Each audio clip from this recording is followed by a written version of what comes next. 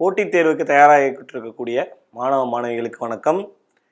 நம்மளுடைய இந்த RRB ALP 30 days free class ப்ரோக்ராமில் ஒரு சப்ஜெக்ட் ஃபுல்லாக நம்ம கம்ப்ளீட் பண்ணிட்டோம், ரைட்டுங்களா? பயாலஜி அப்படிங்கிற ஒரு பெரிய சப்ஜெக்டை கீ கான்செப்ட்ஸோடு சேர்த்து நம்ம சொல்லி கொடுத்துருக்கோம், கரெக்டாக? ஸோ இவ்வளோ தான் பயாலஜியா அப்படின்னு நினைக்கக்கூடாது. இது பயாலஜியில் இருக்கக்கூடிய சில முக்கிய டாபிக்ஸ் மட்டும். இதை தாண்டி இன்னும் நீங்கள் நிறையா படிக்க வேண்டியிருக்கும்.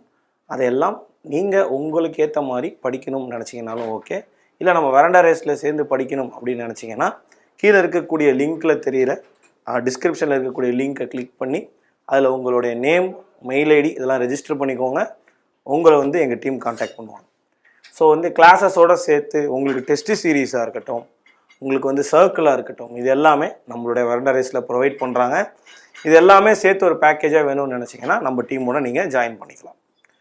இன்றைக்கி நம்மளுடைய டே 18ல் நம்ம கெமிஸ்ட்ரி அப்படிங்கிற அந்த சப்ஜெக்ட் ஆரம்பிக்கிறோம், சரியா? கெமிஸ்ட்ரி அப்படிங்கிற அந்த சப்ஜெக்ட் ஆரம்பிக்கிறோம்.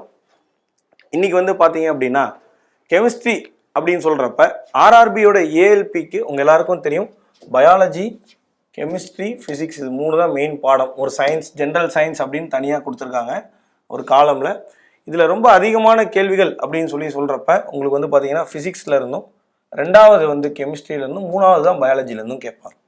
ஆனால் நான் ஏற்கனவே சொல்ல மாதிரி தான் பயாலஜி சிலபஸ் ரொம்ப அதிகம், கெமிஸ்ட்ரி ஒரு மீடியம் லெவல் சிலபஸ்ஸு, ஃபிசிக்ஸில் ஃபிசிக்ஸில் சிலபஸ் ரொம்ப ரொம்ப ரொம்ப ரொம்ப கம்மி உங்களுக்கு, ஓகேவா? ஃபிசிக்ஸில் சிலபஸ் ரொம்ப ரொம்ப கம்மி, ஆனால் கேள்விகள் அதுலேருந்து உங்களுக்கு நிறையா வரும். அது எல்லாத்தையுமே நம்மளுடைய இந்த வரக்கூடிய டேஸில் பார்த்துடலாம்.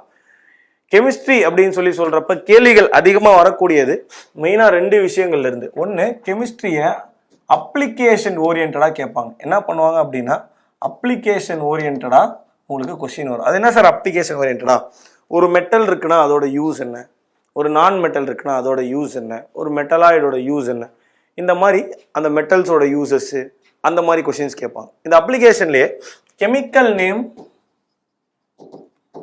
காமன் நேம் அப்படிங்கிற 2 ஒரு ரிலேட்டிவ் டேர்ம் இருக்குது. நார்மலாக இப்போ வாஷிங் சோடா அப்படின்னா நம்ம என்ன சொல்லுவோம்? சோடியம் கார்பனேட் அப்படிங்கிறோம். பேக்கிங் சோடா அப்படின்னா சோடியம் பைகார்பனேட் அப்படிங்கிறோம். இந்த மாதிரி டெய்லியும் வாழ்க்கையில் யூஸ் பண்ணக்கூடிய காமன் நேம்ஸ் இருக்கக்கூடிய அந்த பொருட்களுக்கு உங்களுக்கு என்ன கெமிக்கல் நேம்? ஃபார் எக்ஸாம்பிளுக்கு அசிட்டிக் ஆசிட் அப்படின்னா அது நம்ம என்ன வினிகர் அப்படிங்கிறோம். ஸோ இந்த மாதிரியான கேள்விகள் தான் ஃபர்ஸ்ட் ப்ரிஃபரன்ஸ் கொடுக்குறாங்க. ஏன்னா நம்ம ஒரு அரசு உத்தியோகத்துக்கு தயாராகிட்டு இருக்கக்கூடிய ஒரு ஸ்டூடெண்ட்ஸு, அந்த ஸ்டூடெண்ட்ஸுக்கு ரொம்ப ரேண்டமான கொஷின்ஸ் இல்லாமல் இந்த மாதிரி டெய்லியும் நடக்கக்கூடிய விஷயங்களே கேள்வியாக கேட்டு என்ன பண்ணுறாங்க, உங்களுக்கு இந்த மாதிரி கொஸ்டின்ஸை தான் உங்களுக்கு எக்ஸாமில் கேட்குறாங்க, சரியா? ஸோ இதை தாண்டி உங்களுக்கு கெமிஸ்ட்ரியோட பேசிக்ஸ், ஆட்டம், எலிமெண்ட்ஸ், மேட்டர், இதுலேருந்து உங்களுக்கு கொஷின்ஸ் வரும். இது போக உங்களுக்கு பீரியாடிக் டேபிள் அப்படிங்கிறது ஒன்று இருக்கும். அந்த பீரியாடிக் டேபிள்லேருந்து உங்களுக்கு கொஷின்ஸ் வந்துக்கிட்டே இருக்கும். ஸோ இது ஒரு ரெக்கார்டட் வீடியோ தான். இந்த வீடியோ உங்களுக்கு ப்ரீமியர் ஆகிட்டு இருக்கும் லைவில். நீங்கள் லைவ்லேயே பதில் சொல்லலாம். இல்லை எனக்கு டவுட் ஏதாவது இருக்கும் பட்சத்தில் நீங்கள் என்ன பண்ணலாம், வீடியோ முடிஞ்ச பிறகு கீழே கமெண்ட் செக்ஷனில் உங்களோட டவுட்ஸை நீங்கள் எங்கள்கிட்ட கேட்கலாம், சரியா? சரி, ரைட். ஸோ இன்றைக்கி நம்ம ஸ்டார்ட் பண்ண போகிறது மேட்டர் அண்ட் இட்ஸ் ஸ்டேட்ஸ். நம்ம பயாலஜின்னு ஒரு விஷயம் படித்தோம். அந்த பயாலஜியில் முதல் கிளாஸில் நம்ம பார்த்தது செல் பயாலஜி, உயிர் அணுக்களை பற்றி நம்ம பார்த்தோம். என்ன பார்த்தோம்? உயிர் அணுக்களை பற்றி நம்ம பார்த்தோம். அந்த உயிர் அணுக்கள் மாதிரி இங்கே உயிர் இல்லாத பொருட்களுக்கு ஒரு மெயினான விஷயமா இருக்கக்கூடியது, ஒரு பேசிக்கான விஷயமா இருக்கக்கூடியது எது அப்படின்னு பார்த்தீங்க அப்படின்னா மேட்டர் அப்படின்னு சொல்லுவாங்க. ஸோ அதை தான் வச்சு நம்ம தெளிவாக உள்ள படிக்க ஆரம்பிக்க போகிறோம், சரிங்களா? So anything which occupies space and has mass is called as matter. இப்போ இந்த டிவி அப்படிங்கிறது இவ்வளோ பெருசு இருக்குது, அது இவ்வளோ ஸ்பேஸ் ஆக்குபை பண்ணுது. அந்த டிவிக்குன்னு ஒரு மாஸ் பிடிச்சிருக்கு. அந்த டிவி என்னன்னு சொல்கிறோம்? டிவி அப்படிங்கிறதையும் ஒரு மேட்டர் அப்படின்னு சொல்கிறோம். ஸோ அதே மாதிரி தான் இங்கேயும் இடத்தை அடைத்து கொள்ளக்கூடிய மற்றும் நிறையுடைய பொருள் எல்லாத்தையுமே என்ன சொல்கிறாங்க? பருப்பொருள் ஆகும் அப்படின்னு சொல்கிறாங்க. மேட்டர் அப்படிங்கிற தமிழில் பருப்பொருள் ஆகும் அப்படிங்கிறாங்க. மேட்டருக்கு மெயினாக 3 ஸ்டேட்ஸ் இருக்குது. அதை என்ன சொல்லுவோம்னா சாலிட் லிக்விட் ஏர் அப்படின்னு சொல்லுவோம், இல்லை சாலிட் லிக்விட் கேஸஸ் அப்படின்னு சொல்லுவோம். தமிழில் சொல்லுவோம் அப்படின்னா திண்மம், திரவம், வாயு அப்படின்னு சொல்லுவோம். அதுக்கு எக்ஸாம்பிள் நம்மளே பார்க்கலாம். சாலிடுக்கு நிறைய எக்ஸாம்பிள், அயன் இருக்குது, வுட் இருக்குது, லிக்விடுக்கு ஆயில், வாட்டர், கேஸுக்கு வந்து பார்த்திங்கன்னா நம்ம டெய்லி யூஸ் பண்ணக்கூடிய லிக்விட் பெட்ரோலியம் கேஸ் இருக்குது. அண்ட் நார்மலாக உங்களுக்கு காற்றை சுவாசிக்கக்கூடிய ஆக்சிஜன், ஹைட்ரஜன் எல்லாமே எதில் வரும்? கேஸஸ் அப்படிங்கிறதுல வரும். அதே மாதிரியே இங்கே பார்த்தீங்கன்னா தமிழ்லேயும் அதே தான் சரிங்களா. திண்மம் அப்படிங்கிறப்ப மரக்கட்டை, இரும்பு, எண்ணெய், நீர், இது வாயு. வாயு அப்படிங்கிறப்ப திரவ வாயு. இது எல்லாமே வந்து பார்த்தீங்க அப்படின்னா உங்களுக்கு நம்மளுடைய பருப்பொருள் அப்படின்னு சொல்லி சொல்கிறாங்க. ஸோ பருப்பொருள் மெயினாக 3 இருந்தாலும் இதை தாண்டி ஒரு 2 ஸ்டேட் இருக்குது. ஒரு ஸ்டேட் பேர் என்ன சொல்கிறாங்க அப்படின்னா பிளாஸ்மா அப்படிங்கிறாங்க. இப்போ 4th ஸ்டேட் ஆஃப் மேட்டராக கண்டுபிடிக்கப்பட்டது இந்த பிளாஸ்மா தான். ரொம்ப ஹை எனர்ஜியோட, ஹை டெம்பரேச்சரோட இருக்கக்கூடிய ஒரு ஸ்டேட். ரொம்ப ஹைலி எக்ஸைட்டட் பார்ட்டிகல்ஸ் வந்து இருக்கக்கூடிய அந்த ஸ்டேட்டை பிளாஸ்மா ஸ்டேட் அப்படிங்கிறாங்க. அதுக்கு அப்படியே ஆப்போசிட்டாக very very very very low டெம்பரேச்சரில், அப்சல்யூட் 0 டெம்பரேச்சர் அப்படிங்குவாங்க, -273 டிகிரி செல்சியஸுக்கு கீழே இருக்கக்கூடிய அந்த பொருட்களை, அந்த ஸ்டேட்ஸ் ஆஃப் மேட்டர் என்னன்னு சொல்கிறாங்க? போஸ்-ஐன்ஸ்டைன் கண்டென்சேட், பிஇ கண்டென்சேட் அல்லது போஸ்-ஐன்ஸ்டைன் கண்டென்சேட் அப்படிங்கிறாங்க. ஸோ மொத்த 5 ஸ்டேட்ஸ் ஆஃப் மேட்டர்லேயே அதிக எனர்ஜி உள்ளதும் சரி, அதிக டெம்பரேச்சருடையும் சரி இதுதான். கம்மி எனர்ஜி உள்ளதும் சரி, கம்மி டெம்பரேச்சர் உள்ளதும் இதுதான். ஸோ அதே மாதிரி நீங்கள் இங்கே எழுதுகிறப்ப நீங்கள் என்ன பண்ணிக்கலாம்? நீங்கள் வந்து சாலிடு, லிக்விடு, கேஸ்ன்னு எழுதிக்கலாம். ஓகேவா? ஸோ எனர்ஜி எடுத்துக்கிட்டிங்கன்னா கேஸுக்கு தான் எனர்ஜி ரொம்ப அதிகம். நிறைய பேர் இதில் குழம்புவாங்க. ஓகேங்களா? வாயுக்களுக்கு தான் திண்மங்களை விட எனர்ஜி அதிகம் அப்படிங்கிறது, ஆற்றல் அதிகம் அப்படிங்கிறத இந்த இடத்துல நீங்கள் புரிஞ்சுக்கணும். ஸோ இதுதான் நம்ம என்ன சொல்கிறோம்? 5 ஸ்டேட்ஸ் ஆஃப் மேட்டர் அப்படின்னு சொல்லி சொல்கிறோம். சரி, ரைட். ஸோ மேட்டர் அப்படிங்கிறோம்ல, அப்போ மேட்டர் இப்போ நம்ம உடம்பு அப்படின்னு சொல்லி சொன்னோம். அந்த உடம்புக்குள்ளே என்னென்னலாம் இருக்குது அப்படிங்கிறத நம்ம படித்தோம். ஸோ அந்த மேட்டருக்குள்ளே இருக்கக்கூடியதை என்னன்னு சொல்கிறாங்கன்னா ஆட்டம் அப்படிங்கிறாங்க. ஸோ இதை தான் தமிழில் அணு அப்படிங்கிறாங்க. அப்போ இந்த அணுவே உயிரணுவானால் அது செல்லு, நார்மலாக இருந்தால் அது அணு, அவ்வளோதான். உயிருள்ள பொருட்களுக்கு உயிரணுங்கிறோம், இங்கே நார்மலாக இருக்கிறதுக்கு வெறும் அணுங்கிறோம். அப்போ இந்த அணுக்களால் ஆனது தான் இந்த பருப்பொருள்ன்றாங்க. ஆனால் இந்த அணுக்கள் சேர்ந்து மாலிகூல் அப்படின்னு சொல்லப்படக்கூடிய இந்த மூலக்கூறுகளை உருவாக்கும். இந்த மூலக்கூறுகள் தான் என்னவாகுதுனால பின்ன பருப்பொருளாக ஆகுது அப்படின்னு சொல்லி சொல்கிறாங்க. ஸோ அணு, மூலக்கூறு, அதுக்கப்புறம் பருப்பொருள், இது 3ம் தனித்தனியாக என்ன அப்படிங்கிறத இந்த கிளாஸில் நம்ம படிச்சிடலாம். ஆட்டம்ஸ், மாலிகூல்ஸ், அந்த மாலிகூல்ஸ் அப்படிங்கிறது மேட்டராக ஃபார்ம் ஆகும். இது 3ம் என்ன ஃப்ளோவில் இருக்குது அப்படிங்கிறத நம்ம பார்த்துடலாம். ஸோ இதுதான் ஒரு டயக்ராம். ஒரு மேட்டரை எடுத்து உடைச்சிங்க அப்படின்னா அது ஃபஸ்ட்டு மாலிகுலாக உடையும், அதுக்கப்புறம் என்ன உடையும்? ஆட்டமாக உடையும். ஆட்டம் இன்னும் உடைக்க முடியுமா? உடைக்க முடியும். சப் அட்டாமிக் பார்ட்டிகல்ஸ் அப்படின்னு சொல்லி சொல்லுவாங்க. என்ன சொல்லுவாங்க? Sub atomic பார்ட்டிகல்னுவாங்க. ஆட்டமுக்குள்ள ஒரு நியூக்ளியஸ் இருக்கும். இது எல்லாத்தையுமே நம்ம இப்போ தெளிவாக பார்க்க போகிறோம். ஓகேவா? சரி. ஸோ ஒரு ஆட்டமோட அளவு என்ன சார் இருக்கும்? நம்ம செல்லோட அளவு பார்த்தோம். அதே மாதிரி ஆட்டமோட அளவால் என்ன சார் இருக்க முடியும்? 1 × 10⁻⁻10 மீட்டர் அப்படிங்கிறது ஆட்டமுக்கு கொடுத்துருக்கக்கூடிய அந்த சைஸ் அப்படின்னு சொல்லி சொல்கிறாங்க. ஆட்டம் அந்த சைஸில் இருக்கும் அப்படின்னு சொல்லி சொல்கிறாங்க. ஸோ இதுதான் ஜென்ரலாக ஒரு ஆட்டமோட ஸ்ட்ரக்சர். ஒரு ஆட்டம் எடுத்துக்கிட்டிங்கன்னா சென்டரில் நியூக்ளியஸ் அப்படிங்கிற ஒன்று இருக்கும். அதை சுற்றி உங்களுக்கு எலக்ட்ரான்ஸ் அப்படிங்கிறது ரிவால்வ் ஆகிட்டு இருக்கும். இந்த நியூக்ளியஸ்க்குள்ளே உங்களுக்கு புரோட்டான் மற்றும் நியூட்ரான்கள் இருக்கும். இதை பற்றி நம்ம இன்னும் கொஞ்சம் தெளிவாக படிக்கலாம். அதுதான் நம்ம பார்த்தது. ஆட்டம். ஆட்டம் is the smallest unit of an element என்றாங்க. என்ன சொல்றாங்க? atom is the smallest unit of an element அப்படின்னு சொல்லி சொல்றாங்க. atoms joins to form molecules அப்படின்னு சொல்லி சொல்றாங்க. atoms எல்லாம் சேர்ந்து என்ன உருவாக்கும்?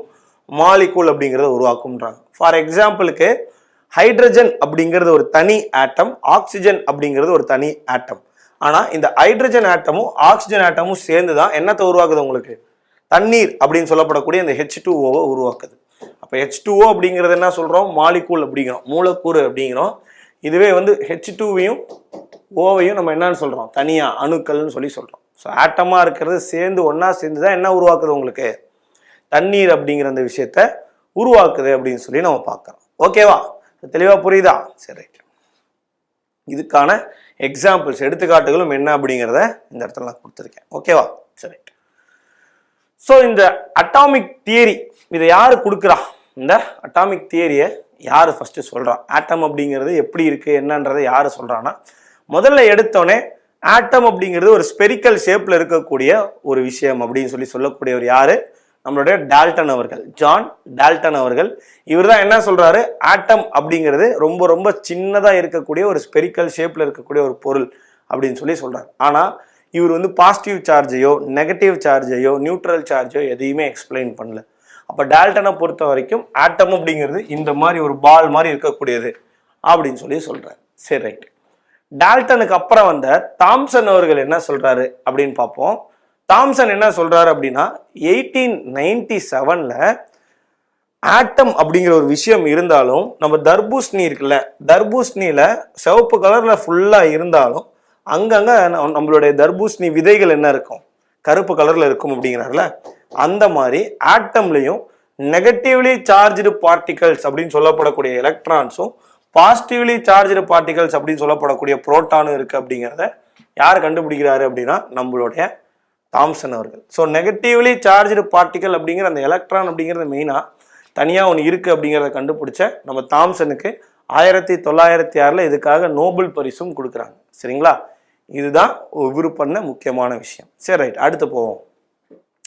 ரூதர்ஃபோர்டு என்ன சொல்றாரு அப்படின்னா எலக்ட்ரான்ஸ்னு ஒன்று கண்டுபிடிச்சிங்க, ஓகே, ஆனால் ஆட்டமுக்குள்ள நியூக்ளியஸ் அப்படிங்கிற ஒரு விஷயம் இருக்கு, அணுக்கரு அப்படிங்கிற ஒரு விஷயம் இருக்கு. அந்த அணுக்கருக்குள்ள ஒரு பாசிட்டிவ் சார்ஜ் இருக்கு அப்படிங்கிறதையும், அந்த அணுக்கருக்குள்ள ஒரு நியூட்ரல் சார்ஜ் இருக்கு அப்படிங்கிறதையும், அந்த அணுக்கருவை சுத்தி தான் நெகட்டிவ் சார்ஜ் சுத்திக்கிட்டு இருக்கு அப்படிங்கிறதையும் தெளிவா சொல்லக்கூடியவர் யாரு, நம்மளுடைய ரூதர்ஃபோர்டு தான். ஸோ ஃபர்ஸ்ட் பாயிண்ட் பாருங்க, nucleus at the center of the atom has a positive charge, negative charges revolve around the nucleus அப்படின்னு சொல்லி சொல்றாரு. சரிங்களா, ஸோ இதுதான் ரொம்ப ரொம்ப ரொம்ப ரொம்ப இம்பார்ட்டண்ட்டான பாயிண்ட். அதுதான் இங்கேயும் நம்ம தமிழ்ல பார்க்குறோம். அணுக்கருவானது நேர்மின் தன்மை கொண்டதாக உள்ளதாகவும் எதிர்மின் தன்மை கொண்ட எலக்ட்ரான்கள் அணுக்கருவை சுற்றி வருவதாகவும் குறிப்பிட்டவர் யாரு, நம்மளுடைய ரூதர்ஃபோர்டு அவர்கள். ஸோ அப்போ கீழே இருக்கக்கூடிய இந்த படங்களை வச்சு யார் யார் என்னென்ன சொல்றாங்க அப்படிங்கிறத நம்ம கற்றுக்கலாம். டால்டன் என்ன சொல்றாரு, இதுதான்ப்பா உனக்கு வந்து என்னது உங்களோட இது அப்படிங்கிறாரு. என்ன சொல்றாரு, இதுதான் உன்னோட ஆட்டம் அப்படின்னு சொல்லிட்டு ஜஸ்ட் ஒரு ஹார்ட் அண்ட் சாலிட் ஸ்பீரா இருக்கும் அப்படின்றாரு. தாம்சன் என்ன சொல்றா, அப்படி இல்லை, உங்களுக்கு வந்து நெகட்டிவ்லி சார்ஜ்டு விஷயமும் பாசிட்டிவ்லி சார்ஜ்டு விஷயமும் தனித்தனியாக இருக்குன்றார். ரூதர்ஃபோர்டு என்ன சொல்றாரு, பாசிட்டிவ்லி சார்ஜ்டு நியூக்ளியஸ்னு ஒன்று உள்ள இருக்கும், அதை சுற்றி தான் என்ன பண்ணும், ஒரு நெகட்டிவ்லி சார்ஜ் இருக்கக்கூடிய எலக்ட்ரான்ஸ் வந்து ஜாலியாக சுற்றிக்கிட்டு இருக்கும் அப்படின்னு சொல்லக்கூடியவர் யாரு, நம்மளுடைய ரூதர்ஃபோர்டு அவர்கள். ஸோ அதை தான் நீங்கள் இந்த இடத்துலையும் பார்க்கலாம். ஓகேங்களா, ரைட்டா, தமிழ்லையும் அதை தான் சொல்லியிருப்பாங்க. ஸோ வந்து இதை வச்சு தான் நம்ம நெக்ஸ்ட் அப்படியே மூவ் ஆக போகிறோம். ஸோ இப்போ வந்து ஆட்டமை பற்றி படித்தாச்சு. இது ஒரு ஆட்டம் அப்படின்னு தெரிஞ்சிருச்சு, இது நியூக்ளியஸு, இதுக்குள்ளே வந்து பாசிட்டிவ் சார்ஜும் நியூட்ரல் சார்ஜும் இருக்கும், சுற்றி வந்து இந்த நெகட்டிவ் சார்ஜும் சுற்றிக்கிட்டு இருக்கு அப்படின்னு சொல்லி சொல்கிறோம்.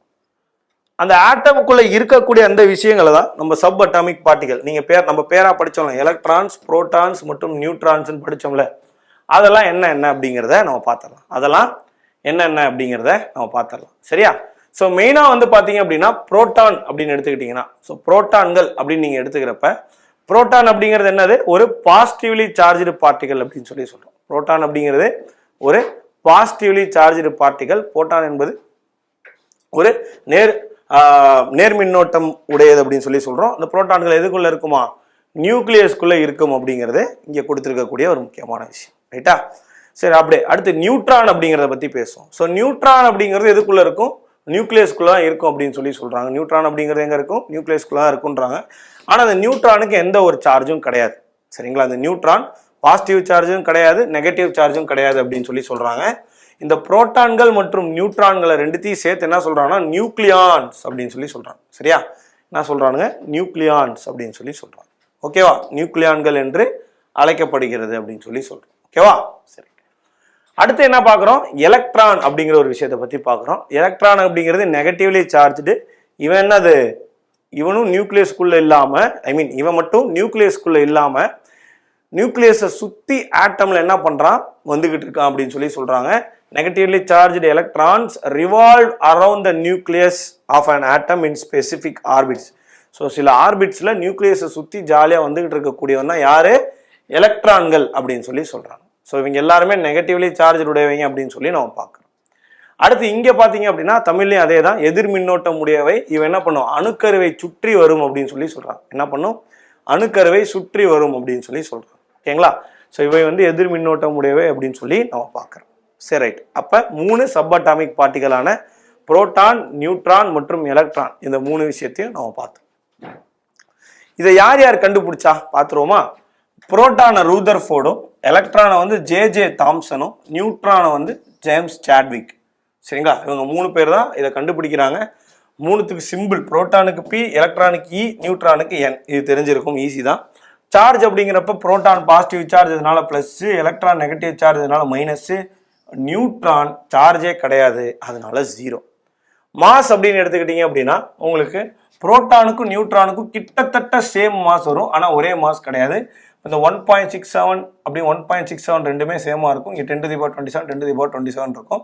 மாஸ் அப்படிங்கிறப்ப உங்களுக்கு எலக்ட்ரானுக்கு மட்டும் இந்த இடத்துல வேறுபட்டு வரும் அப்படின்னு சொல்லி பார்க்குறோம். மாஸ் அப்படிங்கிறப்ப எலக்ட்ரானுக்கு மட்டும் என்ன பண்ணுமா, வேறுபட்டு வரும் அப்படின்னு சொல்லி சொல்கிறோம். சரியா? ஸோ இந்த மாதிரி ஆட்டம்ஸ்களால உருவாகக்கூடியதை யாருன்னு சொல்லி பார்க்குறோம், நம்ம மாலிகூல்ஸ் அப்படின்னு சொல்லி பார்க்குறோம். when atoms combine with another atom it forms என்னது, மாலிகூல் அப்படின்னு சொல்லி பார்க்குறோம். ஸோ இப்போ molecule is made up of 2 or more atoms அப்படின்னு சொல்லி சொல்கிறாங்க. என்ன சொல்கிறாங்க, molecules is made up of 2 or more atoms chemically combined அப்படின்னு சொல்லி சொல்கிறாங்க. அப்போ ஒரு மூலக்கூறானது 2 அல்லது அதற்கு மேற்பட்ட அணுக்களால் இணைந்திருக்கக்கூடியது அப்படின்னு சொல்லி சொல்கிறாங்க.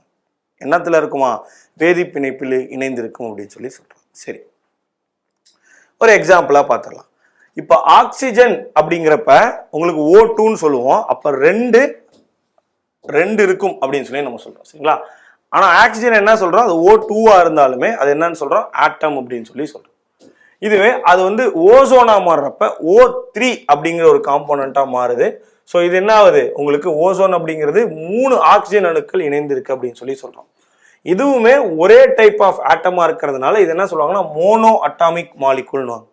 அதாவது ஒரே டைப் ஆஃப் ஆட்டம் தான், ஓ அப்படிங்கிறது ஒரே டைப் ஆஃப் ஆட்டம் தான். அப்போ இது என்ன சொல்றாங்கன்னா மோனோ அட்டாமிக் மூலக்கூறுகள் அப்படின்னு சொல்லி சொல்றாங்க. சரிங்களா? ஸோ இதை வந்து மெயினான எக்ஸாம்பிள் ஓசோன். இதுவே 2 டைப்ஸ் ஆஃப் ஆட்டம்ஸ், 2 ஆட்டம் அப்படின்றப்ப உங்களுக்கு யார் யார் சேர்றா, ஆக்சிஜனும் ஹைட்ரஜனும் சேர்றா. அப்போ அவங்க 2 பேரும் சேர்ந்து தான் என்ன உருவாக்குறாங்க, தண்ணீர் அப்படிங்கிற ஒரு விஷயத்தை உருவாக்குறாங்க. ஸோ இதுதான் வந்து நம்ம என்னன்னு சொல்றோம், வாட்டர் மாலிகூல் அப்படின்னு சொல்லி சொல்றோம். தண்ணீருக்கான மூலக்கூறு அப்படின்னு சொல்லி நம்ம பார்க்குறோம். ஸோ அதான் பார்க்குறோம். அப்போ மாலிகூல்ஸ் என்னென்னலாம் பிரிக்கலாம்னா மோனோ அட்டாமிக் மாலிகூல். அப்போ மோனோ அட்டாமிக் மாலிகூல் அப்படின்னா ஒரே ஒரு ஆட்டம் தான் அதுக்கு இருக்கும். சரிங்களா? மோனோ அட்டாமிக் மாலிகூல் அப்படிங்கிறப்ப ஒரே ஒரு ஆட்டம் தான் இருக்கும். அதோடைய மெயினான example inert cases, helium, neon, krypton, xenon, Radon அப்படின்னு சொல்லப்படக்கூடிய மந்த வாயுக்கள் தான் இந்த ஓரணு மூலக்கூறுகளுக்கு ஒரு பெரிய எக்ஸாம்பிள். சரிங்களா? ஸோ இது எல்லாமே நம்ம பின்னாடி பீரியாடிக் டேபிளில் படிப்போம். பட் இருந்தாலும் சும்மா இந்த இடத்துல தெரிஞ்சு வச்சுக்கோம். அடுத்து டைஅட்டாமிக் மாலிகூல் அப்படிங்கிறப்ப நம்ம ஏற்கனவே பார்த்தோம், ஆக்சிஜன் O2ன்றது தான். ஸோ அதனால் அது வந்து 2 ஆட்டம் சேரக்கூடியதுனால O2 அப்படின்னு சொல்லி சொல்கிறோம். ஸோ அப்போ வந்து ஆக்சிஜன் அப்படிங்கிறது ஒரு டைஅட்டாமிக் மாலிகூல் அப்படின்னு சொல்லி சொல்கிறாங்க. ஸோ ஈரணு மூலக்கூறுகள் அப்படின்னு சொல்லி நம்ம எதை சொல்கிறோம், நம்மளுடைய இது ஆக்சிஜனு, ஹைட்ரஜன் இதெல்லாம் சொல்லி சொல்கிறோம். இதில் எதெல்லாம் வந்து ஈரணு அப்படிங்கிறத நான் உங்களுக்கு தனியாக ஒரு ஷார்ட்கட்டில் சொல்லித்தரேன் இப்போ பின்னாடி. அதை தாண்டி மூவணுக்கள் அப்படின்னு சொல்கிறோம். ட்ரைஅட்டாமிக் அப்படிங்கிறப்ப இப்போ தான் நம்ம பார்த்தோம் ஓசோனில் எத்தனை அணு இருக்குது, O3 இருக்குது. அப்போ 1 2 3 அப்படிங்கிறப்ப ஓசோன் அப்படிங்கிறது இந்த இடத்துல வந்துடுது. அண்ட் ஃபைனலாக அதை தாண்டி 3 தாண்டி போகுது அப்படின்னாலே அதை மொத்தமாக பாலி அட்டாமிக் அப்படின்னு சொல்லிடுறாங்க. 3 தாண்டி போச்சு அப்படின்னா அதை பாலி அட்டாமிக்னு சொல்லிடுறாங்க. அதுக்கும் நிறைய எக்ஸாம்பிள்ஸ் பாஸ்பேட், சல்ஃபேட்லாம் இருக்குது. இந்த மோனோ அட்டாமிக்கை நம்ம பின்னாடி பீரியாடிக் டேபிளில் படிக்கலாம், அது வந்து தனியாகவே நமக்கு இருக்கும். பட் இந்த டை அட்டாமிக்லேருந்து கேள்விகள் உங்களுக்கு அதிகமாக வரும். மொத்தமே 7 எலிமெண்ட்ஸில் தான் உங்களுக்கு டை அட்டாமிக் மாலிகூல்ஸாக இருக்குது அப்படின்னு சொல்கிறாங்க. அது எது அப்படிங்கிறத நம்ம பார்க்கலாம். ஸோ டை அட்டாமிக் எலிமெண்ட்னு எடுத்துக்கிட்டீங்க அப்படின்னா மொத்தமே 7 பேர் தான். Hydrogen, nitrogen, fluorine, oxygen, iodine, chlorine மற்றும் புரோமின் அப்படின்னு சொல்லப்படக்கூடிய இந்த 7 எலிமெண்ட்ஸ். இந்த 7 எலிமெண்ட்ஸோட ஃபர்ஸ்ட் நேமையும் எடுத்துக்கோங்க. என்ன வருதுன்னு பாருங்க, have no fear of ice cold beer அப்படின்னு என்ன வருது, have no fear of ice cold beer அப்படின்னு சொல்லிட்டு அந்த ஷார்ட்கட்டில் எடுத்துக்கிட்டிங்கன்னா ஹெச்சுக்கு ஹைட்ரஜன், எண்ணுக்கு நைட்ரஜன், எஃப்க்கு ஃப்ளூரின், ஓக்கு ஆக்சிஜன், அந்த மாதிரி ரிலேட் பண்ணி நம்மளால என்ன பண்ணிக்க முடியும், எழுதிட முடியும். கொஸ்டின் எப்படி கேட்பானா, which among the following is and diatomic element. கீழே கொடுக்கப்பட்டுள்ளவற்றுள் எது வந்து ஈரணு மூலக்கூறுகள் அப்படின்னு சொல்லி கேட்பான். அப்போ ஈரணு மூலக்கூறுகள் எதுன்னு சொல்லி கேட்குறப்ப ஏதாவது வந்து ஒரு ஆப்ஷனில் இங்கே இருக்கக்கூடிய எலிமெண்ட்ஸ் இருக்கும், அதை ஏற்று ஆன்சர் பண்ணுற மாதிரி இருக்கும். சரியா? ஸோ இதை வந்து நம்ம என்னன்னு சொல்கிறோம், டைஅட்டாமிக் எலிமெண்ட்ஸ் அப்படின்னு சொல்லி சொல்கிறோம். சரி, ரைட். இப்போ அதை தான் நம்ம பார்த்தோம். இப்போ மேட்டர் அப்படிங்கிற ஒரு விஷயத்துக்குள்ள மாலிகூல்ஸ் இருக்கு. அந்த மாலிகூல்ஸ் எப்படி உடையுது, ஆட்டம்ஸாக உடையுது அப்படின்னு சொல்லிட்டு. ஸோ இந்த 3 ஸ்டேட்டை பற்றி நம்ம பேசணும். சாலிட், லிக்விட், கேஸ், அதாவது நமக்கு திண்மம், திரவம், வாயுக்கள்னு சொல்லிட்டு. ஸோ சாலிட் எடுத்துக்கிட்டீங்க அப்படின்னா அங்கே உள்ளே இருக்கக்கூடிய பார்ட்டிகல்ஸ்லாம் ஸ்பேஸே இல்லாமல் ரொம்ப கம்மி ஸ்பேஸோட இணைஞ்சிருப்பாங்க அப்படின்னு சொல்லி பார்க்குறோம். ஆனால் லிக்விட் எடுத்துக்கிட்டிங்கன்னா ஒரு இர்ரெகுலர் ஷேப்பில் இணைஞ்சு தான் இருப்பாங்க, பட் ஒரு ரேண்டமான ஒரு இர்ரெகுலர் ஷேப்பில் இணைஞ்சிருப்பாங்க அப்படின்னு சொல்லி பார்க்குறோம். ஃபைனலாக கேஸ் எடுத்துக்கிட்டிங்கன்னா ஃப்ரீயாக காற்றுல ஜாலியாக ஃப்ரீயாக வந்து ரோம் ஆகிட்டு இருக்கக்கூடிய ஒரு பார்ட்டிகல்ஸாக எதை சொல்கிறோம், நம்ம இங்கே இருக்கக்கூடிய பார்ட்டிகல்ஸாக சொல்கிறோம். சரியா? அதான் வந்து இங்கேயும் பார்க்குறோம். என்ன சொல்கிறோம் அப்படின்னா உங்களுக்கு இந்த திண்மத்தில் உங்களுக்கு நமக்கு இருக்கக்கூடிய அந்த இடைவெளி திண்மத்தில் ரொம்ப கம்மி அப்படின்னு சொல்லி சொல்கிறாங்க. அந்த துகள்களுக்குள்ளே இருக்கக்கூடிய இடைவெளி ரொம்ப கம்மி அப்படிங்கிறாங்க. இதை விட திரவத்தில் வந்து இடைவெளி பெருசாக இருந்தாலும் இடைவெளி பெருசாக இருக்கும், பட் ஆனால் வந்து பார்த்தீங்கன்னா ஒழுங்கற்ற நிலையில் இருக்கும், இர்ரெகுலர் ஷேப்பில் இருக்கும் அப்படின்னு சொல்லி சொல்கிறோம். இதில் அதிக இடைவெளியுடன் எளிதில் நகரக்கூடிய துகள்கள் அமைந்துள்ளது. ஃப்ரீயாக ஜாலியாக நகரக்கூடிய ஒரு துகள்கள் இருக்குது அப்படின்னு சொல்லி சொல்கிறாங்க. ஸோ மெயினாக அதை தான் வந்து இங்கே கிளாசிஃபிகேஷனாக கொடுத்துருப்பாங்க. சாலிட் அப்படிங்கிறதுக்கு ஒரு definite shape and definite volume இருக்கும், ரொம்ப முக்கியம். அப்போ ஒரு கல் அப்படின்னா அந்த கல்லோட ஷேப் ஸ்கொயர் ஷேப்பில் இருக்குது, அதுக்குன்னு ஒரு டெஃபினைட்டான வால்யூம் கண்டிப்பாக இருக்கும். ஆனால் லிக்விட் எடுத்துக்கிட்டிங்க அப்படின்னா அதுக்கு டெஃபினைட் ஷேப் இருக்காது, ஆனால் வந்து வால்யூம் என்னவா இருக்கும், டெஃபினட்டாக இருக்கும். ஃபார் எக்ஸாம்பிளுக்கு இப்போ 500 ml பாக்கெட் பால்னு ஒன்று வாங்குறீங்க. அந்த பாக்கெட் பாலில் எவ்வளோ எம்எல் பால் இருக்குது, 500 ml இருக்குது. பாக்கெட் பாலை கட் பண்ணி அதை நீங்கள் ஒரு பாத்திரத்தில் ஊற்றினாலும் அதோடைய வால்யூம் மாற போகிறது கிடையாது, அதே 500 ml தான் இருக்க போகுது. அப்போ அதுக்கு வால்யூம் வந்து டெஃபினட்டாக இருக்கும், ஆனால் என்ன மாறும், ஷேப் மாறும். பாக்கெட்டில் இருக்கிறப்ப பாக்கெட் மாதிரி ஷேப் இருக்கும், பாத்திரத்தில் ஊற்றுனீங்கன்னா பாத்திரம் மாதிரி ஷேப் ஆயிரும், டம்ளரில் ஊற்றி குடிக்கிறப்ப அது மாதிரி ஆயிரும். ஸோ இது மாதிரி தான் வந்து உங்களுக்கு நம்மளுடைய லிக்விட்ஸை பற்றி பார்க்க போகிறோம் சொல்லுவாங்க. அடுத்து கேஸஸ்ன்னு எடுத்துக்கிட்டிங்கன்னா இவனுக்கு ஷேப்பும் இருக்காது, வால்யூமும் இருக்காது. சரிங்களா? கேஸுக்கு ஷேப் இருக்குன்னு நம்மளால சொல்ல முடியுமா? இப்போ நம்ம விடுற மூச்சுக்கு ஷேப் இருக்குன்னு சொல்ல முடியுமா? கிடையாது. அதுக்கேற்ற மாதிரி வால்யூம்னு சொல்ல முடியுமா? கிடையாது. ஸோ அதுதான் ஃபர்ஸ்ட் மெயின் பாயிண்டாக சொல்கிறாங்க. குறிப்பிட்ட வடிவம் மற்றும் பருமன் கொண்டது எது, திண்மமானது. வடிவமும் இருக்குது, பருமனும் இருக்குது. திரவத்தில் பார்த்தீங்க அப்படின்னா வடிவம் கிடையாது, ஆனால் வந்து என்ன உண்டு, பருமன் உண்டு அப்படின்னு சொல்லி சொல்கிறாங்க. அது ரெண்டுமே இல்லாதது வாயு அப்படின்னு சொல்லி பார்க்குறோம். இன்கம்ப்ரெசிபிள், அழுத்தவே முடியாது. சரிங்களா? அழுத்தத்திற்கு உட்படாது. கம்ப்ரெசிபிள் டு ஓரளவுக்கு. இப்போ தண்ணீரை வந்து ஓரளவு கம்ப்ரெஸ் பண்ணி ஒரு டப்பாக்குள்ளே வைக்க முடியும், அதான் சிறிதளவு அழுத்தத்திற்கு உட்படும்.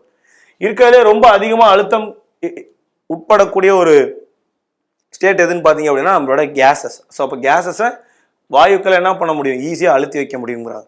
இந்த துகள்களை பற்றி தான் நம்ம போன இதில் பார்த்தோம், அதே தான் இந்த இடத்துல சொல்லியிருக்காங்க.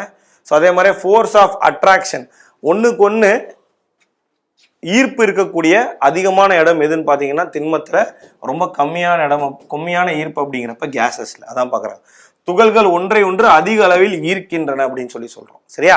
அண்ட் ஃபைனலாக இதுதான் அதே தான் நமக்கு. ஸோ பின்னாடி இங்கே பார்த்ததை 2 பாயிண்ட்ல எக்ஸ்ட்ரா பாயிண்டாக கொடுத்துருக்காங்க. ஜஸ்ட்டு ஒரு ரிவிஷன் பர்பஸ்க்காக இதை யூஸ் பண்ணிக்கலாம்.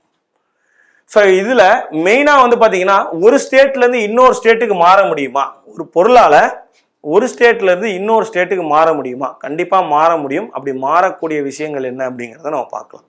ஸோ லிக்விட்லேருந்து சாலிட் ஆகுமா, சாலிட்லேருந்து லிக்விட் ஆகுமா? கண்டிப்பாக ஆகும். ஒரு சாலிட் அப்படிங்கிறது ஹீட்டான எக்ஸ்பேண்ட் ஆகி மெல்ட் ஆகிரும். அதாவது ஒரு திண்மமானது வெப்பப்படுத்துதல் ஏற்பட்டுச்சு அப்படின்னா விரிவடைந்து என்ன ஆயிரும், உருகிரும் அப்படிங்கிறாங்க. இதுவே லிக்விட் ஆனது கூல் ஆச்சு அப்படின்னா கான்ட்ராக்ட் ஆகி ஃப்ரீஸ் ஆயிரும், மறுபடியும் உறைந்து சாலிட் ஆயிருங்கிறாங்க. ஒரு வாயுவானது குளிர்வித்தால் சுருங்கி என்னவாயிரும், திரவம் ஆகுன்றாங்க. அப்போ எல்லாராலையும் எல்லாவும் ஆக முடியும் அப்படின்னா கண்டிப்பாக அந்த இந்த விஷயத்த நம்ம படித்தே ஆகும். ஒரு 6 டைப் ஆஃப் கன்வர்ஷன்ஸ் இருக்கு. அது என்ன அப்படிங்கிறத நம்ம பார்த்துடலாம். சரிங்களா? இது எல்லாமே வந்து உங்களுக்கு இதனால் நடக்கக்கூடியது, ஹீட்னால நடக்கக்கூடியது, நிலை மாற்றத்தினால் நடக்கக்கூடியது. ஸோ அதை வந்து நம்ம பார்க்குறோம், எப்படிலாம் நிலைகள் மாறுது அப்படிங்கிற, எதனால் மாறுது, கூலிங் ஆகிறதுனால ஹீட் ஆகிறதுனால எப்படி மாறுது அப்படின்ட்டு. ரொம்ப ஒரு இம்பார்ட்டண்ட்டாக அடிக்கடி கேட்கப்பட்ட ஒரு கேள்வியாகவே இது இருக்குது. இது என்ன அப்படிங்கிறத நம்ம பார்த்துடலாம். சரி, ஓகே. ஃபஸ்ட்டு எடுத்தோடனே சாலிட் எடுத்துக்குவோம். சரிங்களா? நம்மளுடைய திடப்பொருள் எடுத்துக்குவோம். ஒரு ஐஸ் கட்டி இருக்குது. அந்த ஐஸ் கட்டியை சூடு பண்ணோம்னா அது என்ன ஆகும், மெல்ட் ஆகி தண்ணி ஆயிரும், திரவம் ஆயிரும். அந்த தண்ணியை இன்னும் சூடு பண்ணிட்டே இருந்தோம்னா அது கொதிக்க ஆரம்பிச்சு ஆவியா மாறிடும். அப்ப சூடுபடுத்துதல், டெம்பரேச்சர் ஏத்துறதுனால ஆகக்கூடியது இந்த சிவப்பு கலர்ல கொடுத்துருக்காங்க. ரைட்டுங்களா? சாலிட் டு லிக்விட் என்ன சொல்றாங்க, மெல்டிங் அப்படிங்கிறாங்க. லிக்விட் டு கேஸை வேப்பரைசேஷன் அப்படிங்கிறாங்க. என்ன பண்ணுறாங்க? Solid to liquid melting, liquid to gas vaporization. இதுதான் உங்களுக்கு அங்கே சிவப்பு கலரில் கொடுத்துருக்காங்க. சரியா? ரைட். அடுத்து பார்ப்போம். இப்போ ஒரு கேஸ் இருக்கு, ஒரு வாயு இருக்கு. அந்த வாயு வந்து ரொம்ப கூலாச்சு அப்படின்னா அது என்ன ஆயிரும்? திரவமாக மாறிடும் அப்படிங்கிறாங்க. சரிங்களா? ஒரு கேஸ் லிக்விட் ஆகணும் அப்படின்னா அது ரொம்ப கூலிங் ஏற்பட்டுச்சு, அதை வந்து குளிர்ந்து போச்சு அப்படின்னா அது என்னவாகுது? உங்களுக்கு கண்டென்சேஷன் ஏற்படுது அப்படின்னு சொல்லி சொல்றாங்க. அதான் என்ன சொல்றாங்க? குளிர்தல் அப்படின்னு சொல்லி சொல்றாங்க. ஒரு வாயு திரவமாக மாறுகிறது. அதே திரவம் வந்து உங்களுக்கு திண்மமாக மாற முடியுமா? சரிங்களா? ஒரு திரவம் வந்து ஒரு திடப்பொருளாக ஒரு திண்மமாக மாற முடியுமா அப்படின்னா கண்டிப்பாக மாற முடியும். எப்படி? ஃப்ரீசிங்கா. அப்போ தண்ணியை ஊற்றி நம்ம என்ன பண்ணோம்? ஃப்ரிட்ஜுக்குள்ளே வைக்கிறோம். தண்ணியை ஊற்றி ஃப்ரிட்ஜுக்குள்ளே வச்சா அது என்ன ஆயிடுது? ஃப்ரீஸ் ஆகி ஐஸ் கட்டியாக மாறிடுது அப்படின்னு சொல்லி பார்க்கணும். தண்ணியை ஃப்ரிட்ஜுக்குள்ளே ஊற்றி வச்சோம் அப்படின்னா அது ஃப்ரீஸ் ஆகி என்னவா மாறிடுது? ஐஸ் கட்டியாக மாறிடுது அப்படின்னு சொல்லி நம்ம பார்க்குறோம். அண்ட் ஃபைனலாக கேஸால் டைரெக்டாக வந்து சாலிட் ஆக முடியுமா? கேஸால் டைரெக்டாக சாலிட் ஆக முடியுமா? ஆக முடியும். அதை கேஸ் டு சாலிட் டெப்போசிஷன் அப்படின்னு சொல்லி சொல்கிறாங்க. என்ன சொல்கிறாங்க? கேஸ் டு சாலிட் டெப்போசிஷன், அதாவது படிதல் அப்படின்னு சொல்லி சொல்கிறாங்க. அதை விட இன்னொன்று என்னன்னு கேட்டிங்கன்னா, ஒரு சாலிடால டைரக்டா கேஸ் ஆக முடியுமா? எங்கேயாவது ரியல் டைம்ல ஒரு எக்ஸாம்பிள் யோசிச்சு பாருங்க. உங்க மண்டைக்குள்ள எடுத்தோடனே கற்பூரம் ஞாபகம் வரும். கற்பூரத்தை கொளுத்துனீங்க அப்படின்னா அது என்ன தண்ணியா மாறியா வந்து நேரா இதாகுது? இல்லை. என்னவாயிருது? டைரக்டாவே உங்களுக்கு கேஸா மாறிடுது, வாயுவாக மாறிடுது. அதே சமயத்துல உங்களுக்கு இவன் இருக்கான்னு வச்சுக்கோங்க. யாரு? நம்மளோட நாப்தலின் பால்ஸ், அந்துருண்டைகள்னு சொல்லுவோம். இந்த கரப்பாம்பூச்சிகள் மற்றும் பூச்சிகளை விரட்டுறதுக்காக வீட்டில் போடப்படக்கூடிய அந்த விஷயங்களை நம்ம என்னன்னு சொல்லுவோம்? அந்துருண்டைகள் அப்படின்னு சொல்லி சொல்லுவோம். அதையும் என்ன பண்றாங்க? உங்களுக்கு இதுல போடுறாங்க. இதுல வீட்டுக்குள்ள போடுறாங்க. அது டைரக்டாவே சாலிட்ல இருந்து என்னவா மாறிடுது? ஒரு கேஸா மாறிடுது அப்படின்னு சொல்லி நம்ம பார்க்கறோம். சாலிட்ல இருந்து என்னவா மாறிடுது? ஒரு கேஸா மாறிடுது அப்படின்னு சொல்லி நம்ம பார்க்கறோம். சரியா? ஸோ இதெல்லாம் தான் வந்து டைப்ஸ் ஆஃப் சேஞ்சஸ். சரிங்களா? ஸோ நடக்கக்கூடிய சேஞ்சஸ், அந்த 3 ஸ்டேட்ஸ் ஆஃப் மேட்டருக்குள்ள நடக்கக்கூடிய அந்த சேஞ்சஸ் ரொம்ப ரொம்ப ரொம்ப இன்னைக்கு கிளாஸ்லேயே ரொம்ப இம்பார்ட்டன்ட் அப்படின்னா இந்த ஸ்லைடு தான். இதுல இருந்து தான் அதிகமான கேள்விகள் உங்களுக்கு வரும். சரியா? ஸோ அது தெளிவாக புரிஞ்சிருக்கும்னு நினைக்கிறேன். அதை வந்து ஒரு ரியல் டைம் எக்ஸாம்பிளோட நான் உங்களுக்கு சொல்லி கொடுத்துருக்கேன். ஓகேவா? ஸோ இது வந்து உங்களுக்கான ஒரு கொஸ்டின். இதை என்ன பண்றீங்க அப்படின்னா இதை பார்த்துக்கோங்க. இதை பார்த்துட்டு எனக்கு வந்து நீங்க ஆன்சர் பண்ணணும். சரிங்களா? எனக்கு இதை நீங்க மேட்ச் பண்ணி ஆன்சர் பண்ணணும். ஓகேவா? எப்படி பண்றீங்கன்னா, மெல்டிங் அப்படின்னா எதுல இருந்து எதுக்கு சேஞ்ச் ஆகும்? இதை வந்து 1 2 3 4 5 வச்சுக்கோங்க. இப்போ 1க்கு 3 ஆன்சர் கொடுக்குற மாதிரி கொடுங்க. இப்போ மெல்டிங்க்கு மட்டும் நான் சொல்றேன். சரிங்களா? மெல்டிங் அப்படிங்கிற இந்த உருகக்கூடிய இந்த விஷயத்துக்கு மட்டும் நான் சொல்றேன். இது உங்களுக்கு ஒரு ஹோம்ஒர்க் மாதிரி. எத்தனை பேர் கமெண்ட் பண்றீங்கன்னு பார்க்கலாம். சரியா? ஸோ அப்போ மெல்டிங் அப்படிங்கிறது சாலிட்ல இருந்து லிக்விடுக்கு போகக்கூடிய change of state from solid to liquid. அப்போ இங்க ஏக்கு 1, அதை வந்து பிக்கு பார்க்குறப்ப 3, அதே சில சாலிட் டு லிக்விடா மாறுது அப்படின்னா எது மாறுது? Ice cube to water. அப்ப சிக்கு என்ன போடுறீங்க? 4ன்னு போடுறீங்க.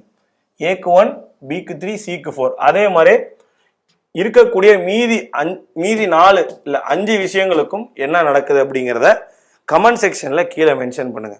இந்த இடத்துல 2 விஷயம் இருக்கும், பீரியாடிக் சேஞ்ச், நான் பீரியாடிக் சேஞ்சுன்னு. அது உங்களுக்கு பார்த்தாலே தெரியும், ஈஸியா இருக்கும், உங்களால் இதை வந்து கணிக்க முடியும். கால ஒழுங்கு மாற்றம், கால ஒழுங்கற்ற மாற்றம்னு. ஸோ இந்த 6த்தையும் சேர்த்து எனக்கு ஆன்சர் பண்ணுங்க பார்ப்போம். ஓகேவா? ஸோ இது வந்து நான் உங்களுக்கு ஒரு ஹோம்ஒர்க் மாதிரி கொடுக்குறேன். கண்டிப்பாக கமெண்ட் செக்ஷனில் இதுக்கான ஆன்சரை நான் செக் பண்ணுறேன். யார் கரெக்டாக ஆன்சர் பண்ணியிருக்கீங்களோ அடுத்து நான் லைவ் வரப்ப, இந்த வாரம் இல்லாமல் நெக்ஸ்ட் வாரத்துலேருந்து மறுபடியும் லைவ் தொடரும். லைவுக்கு வர்றப்ப அவங்களுக்குன்னு ஒரு ஸ்பெஷல் கிரெடிட் கொடுக்கலான் இருக்கேன். சரியா? ஸோ வந்து அது என்ன அப்படிங்கிறத சொல்கிறேன். சரியா? ஓகே. ஸோ இன்னைக்கு கிளாஸில் நம்ம மெயினாக என்னென்ன சார் படிச்சிருக்கோம்? மேட்டர் அப்படின்னா என்னன்னு பார்த்தோம். அந்த மேட்டரை எப்படி பிரிக்கலாம்? பியூர் சப்ஸ்டன்சஸ் மற்றும் ரைட், மேட்டர் அப்படிங்கிறத பார்த்தோம். அந்த மேட்டருடைய அந்த டைப்ஸை பற்றி நம்ம பேசணும். மேட்டர் அப்படிங்கிறது மாலிகூல்ஸ் அப்படின்னு ஃபர்ஸ்ட் பிரியும். அதுக்கப்புறம் என்னவா பிரியுது? ஆட்டம்ஸ் அப்படின்னு சொல்லி இந்த மேட்டரை இன்னும் டைப்ஸா எப்படி பிரிக்கலாம்? மேட்டருக்குள்ள என்ன இருக்குன்னு பார்த்துட்டோம். இப்போ நம்ம பயாலஜி படிக்கிறப்ப அணுக்களுக்குள்ள என்ன இருக்குன்னு சொல்லி பார்த்துட்டோம். அந்த அணுக்களை எப்படி பிரிக்கலாம் அப்படிங்கிறத யூனிசெல்லுலார் உயிரணுக்களை யூனிசெல்லுலார் மல்டி செல்லுலார் நிறைய பிரிச்சோம்ல, அதே மாதிரி இங்க மேட்டரை வந்து பியூர் சப்ஸ்டன்ஸ், இம்பியூர் சப்ஸ்டன்ஸ்னு 2ஆ பிரிக்கிறாங்க. என்னவா பிரிக்கிறாங்க?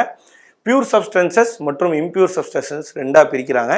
அதாவது பருப்பொருளை தூய்மையான பொருட்கள் மற்றும் தூய்மையற்ற பொருட்கள் அப்படின்னு சொல்லி பிரிக்கிறாங்க. இது வந்து கலவைகளாகவும் இருக்கு அப்படிங்கிறாங்க. தூய்மையான பொருட்கள் மற்றும் தூய்மையற்ற பொருட்கள் கலவைகளாகவும் இருக்கு அப்படின்னு சொல்லி சொல்றாங்க.